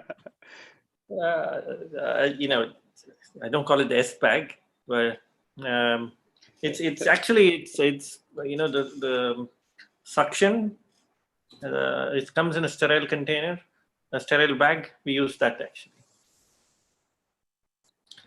So very cost effective. Only the cost of the suture that we use. Just Shall I come in, Gagan? Please, sir. Please, we sir. were missing you. It was a wonderful demonstration. Gagan was supposed to leave by 11 o'clock. He could not leave. Am I right, Gagan? You are 100% correct, sir. So that shows the demonstration skill of Yuvaraja and the great surgery, which was perfectly timed for 4 hours. Yeah. Absolutely. It's like Absolutely. just 10 minutes short of 1. Yeah. Yes, exactly. And I think that was a perfect timing and perfect demonstration of the dissection and the conduit. Great show, Yuvraj, and great show, moderators. You learned. We've been taught so many things which have never been known to us. Thank you very much, all these guys. Thank you so much. I think we are ending the relay, right? No. We are not. Yeah, I'm just because we are coming to the penultimate minutes. You don't have anything else to do also there, isn't it? Tomorrow. You have anything else planned in the same patient or what? I think Dr. Yuvraj deserves a big round of applause from all of us. Yes, absolutely. So thank you so much. Fantastic show. So from every aspect of the surgery, the quality of the node dissection, I think the quality of the dissection of the posterior plane, everything was superb, and especially the conduit. Thank you all, and thank you all the team members of our hospital. Thank you so much, Anant, and once again, I thank USI to give this opportunity, and thanks for the audiovisual team. I think they did a wonderful job, although it was a little new to us. And in the same way, we are continuing tomorrow. Actually, I had planned 3 cases tomorrow, 2 prostate and 1 nephrectomy. Unfortunately, 2 patients have come as COVID positive. So I'll be doing only 1 case tomorrow. So we will continue this thing in a different platform. Naturally, it is not from USI. So we are doing it from our own hospital. So I will send the link to today. We'll be doing a radical prostatectomy tomorrow, somewhere around 11:30. We'll be starting the case. So thank you so much, and I will just continue, and we will. You can proceed, Dr. Mallikarjun. No, nothing from my side, Yuvraj. I thought this is the penultimate minute, so I thought it's a big thank you on behalf of Urological Society of India for conducting such a beautiful show and a really educative thing to happen today. It was Keshav's idea to start these programs, and it was a great beginning for this year to have this sort of a live workshops, and it was a real great thing. Last time we had it from our institute, today from your side, and it's a complete demonstration of a radical cystectomy with an ileal conduit. Beautifully demonstrated, no doubt about it. And it was all praise to the moderators who have been very, very pinpoint and very nice in their discussions. And I think USA members have been immensely had the best possible use of this program. Thank you very much. I think Keshav will talk the last lines. Thank you, Dr. Yuvraj. On behalf of Urological Society of India, I must thank you and your team members, especially the staff and the anesthetist team, for coming on a Sunday morning and demonstrating a wonderful case. It was the transmission was brilliant. I must thank Harshad, the audiovisual guy, who did an excellent job. It was there was no glitches at all. I thank the moderators Anand, Gagan, and Kishore for moderating it well. And we will continue to have this webcast. Next one is on May 16th from Kulkarni's Institute, Pune, where we will demonstrate uretroplasties. So it's on May 16th. Keshav, thank Intuitive or who were one of the sponsors for this program. we'll thank them. The audiovisual was supported by Cipla Urology. I must thank Cipla for this gesture, and the Intuitive people also gave us an academic grant for this webcast. I thank both the sponsors and the Kokilaben Dhirubhai Ambani Hospital for giving this wonderful relay for the US Urological Society of India today. Dr. Arun, if you're there, your closing remarks. Don't pull it. Thank you, Dr. Keshav. I think Dr. Rajiv Sood is also there. Shall I ask him to put his comments? Yeah. If Rajiv Sood is there, he can come in and give his comments. And Dr. Sood? Yeah. Dr. Sood, can you close it here? Yeah. Yeah, thank you, Dr. Keshav, Dr. Arun. This is a new initiative and conceived by our secretary, Dr. Keshav Murthy. And this has done wonders, really successful. And Dr. Yuvraj is, and Anant, Gagan Gautam, everybody, all the moderators, Dr. Mallikarjun also, our president, everybody has chipped in. I think, again, it is a great beginning, and Indian School of Urology and Urological Society of India has this another feat which has been achieved, the beginning of live workshops in difficult pandemic times. With this wonderful workshop, this is a perfect beginning. And I'm from Delhi. We are having a bad time in Delhi. Everywhere, I think there are problems, but everybody at home and taking full advantage of these workshops. We are not missing academically anything in these times. And that is the beauty of this program and all the activities. Congratulations to everybody, and especially Dr. Yuvraj. I really want to thank him. Really, thank you so much, sir. I think Dr. Keshav Murthy, when he called me to demonstrate this surgery, so I was really skeptical because, you know, the audio visual was a little different. And today we learned how to do that. Actually, I must thank Dr. Keshav Murthy for that. And in the same format, we'll continue. Till now, there was no two-way communication. We used to do only one-way communication. I think it is a great job. And thank you so much. And once again, I thank you, all of you. Thank you very much. Thank you. And Dr. Arun, you also speak something? No. I just want to thank Yuvraj, the excellent demonstration of robotic cystectomy with the ileal conduit, and thanks to moderators. I think we have crossed 1,000 number both on YouTube as well as on the Zoom platform. That was an excellent, you can say, testimony to the type of surgery he has demonstrated. Congratulations to his whole team, and thanks to moderators. Thanks to Dr. Keshav, Dr. Malik, and we close. Thank you. I must thank Navneet and office, the USI office, and Navneet for coordinating very well. And actually, on a Sunday morning, I woke up Navneet at 7 o'clock to be opening the link so that we will have a trial run. Thank you, Navneet and Kiran, for your help. This is really dream come true. Thank you. Thank you, everybody. Thank you, sir. Bye. Thank you, Anant, Gagan, and Kishore, for your moderation. Thank you so much for the opportunity, sir. Thank you for the chance. Thank you, everybody. Thank you very much.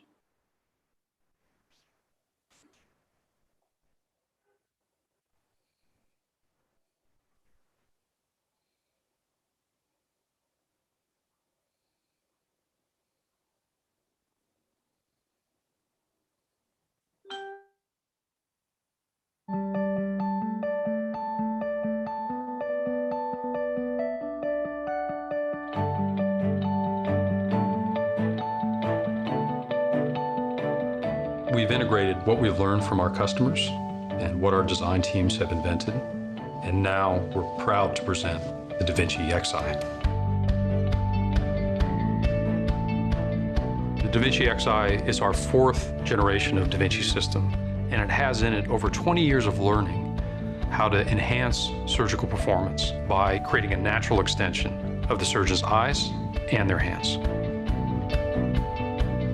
This new product features fast 4-quadrant surgery, substantially improved vision, and is a scalable platform for all our advanced technologies. The overhead boom allows the arms to rotate as a group, and this frees up valuable space inside the surgical field, allowing unobstructed access to the patient. This is all enabled by smaller, lighter arms with extended range of motion and improved reach inside the body.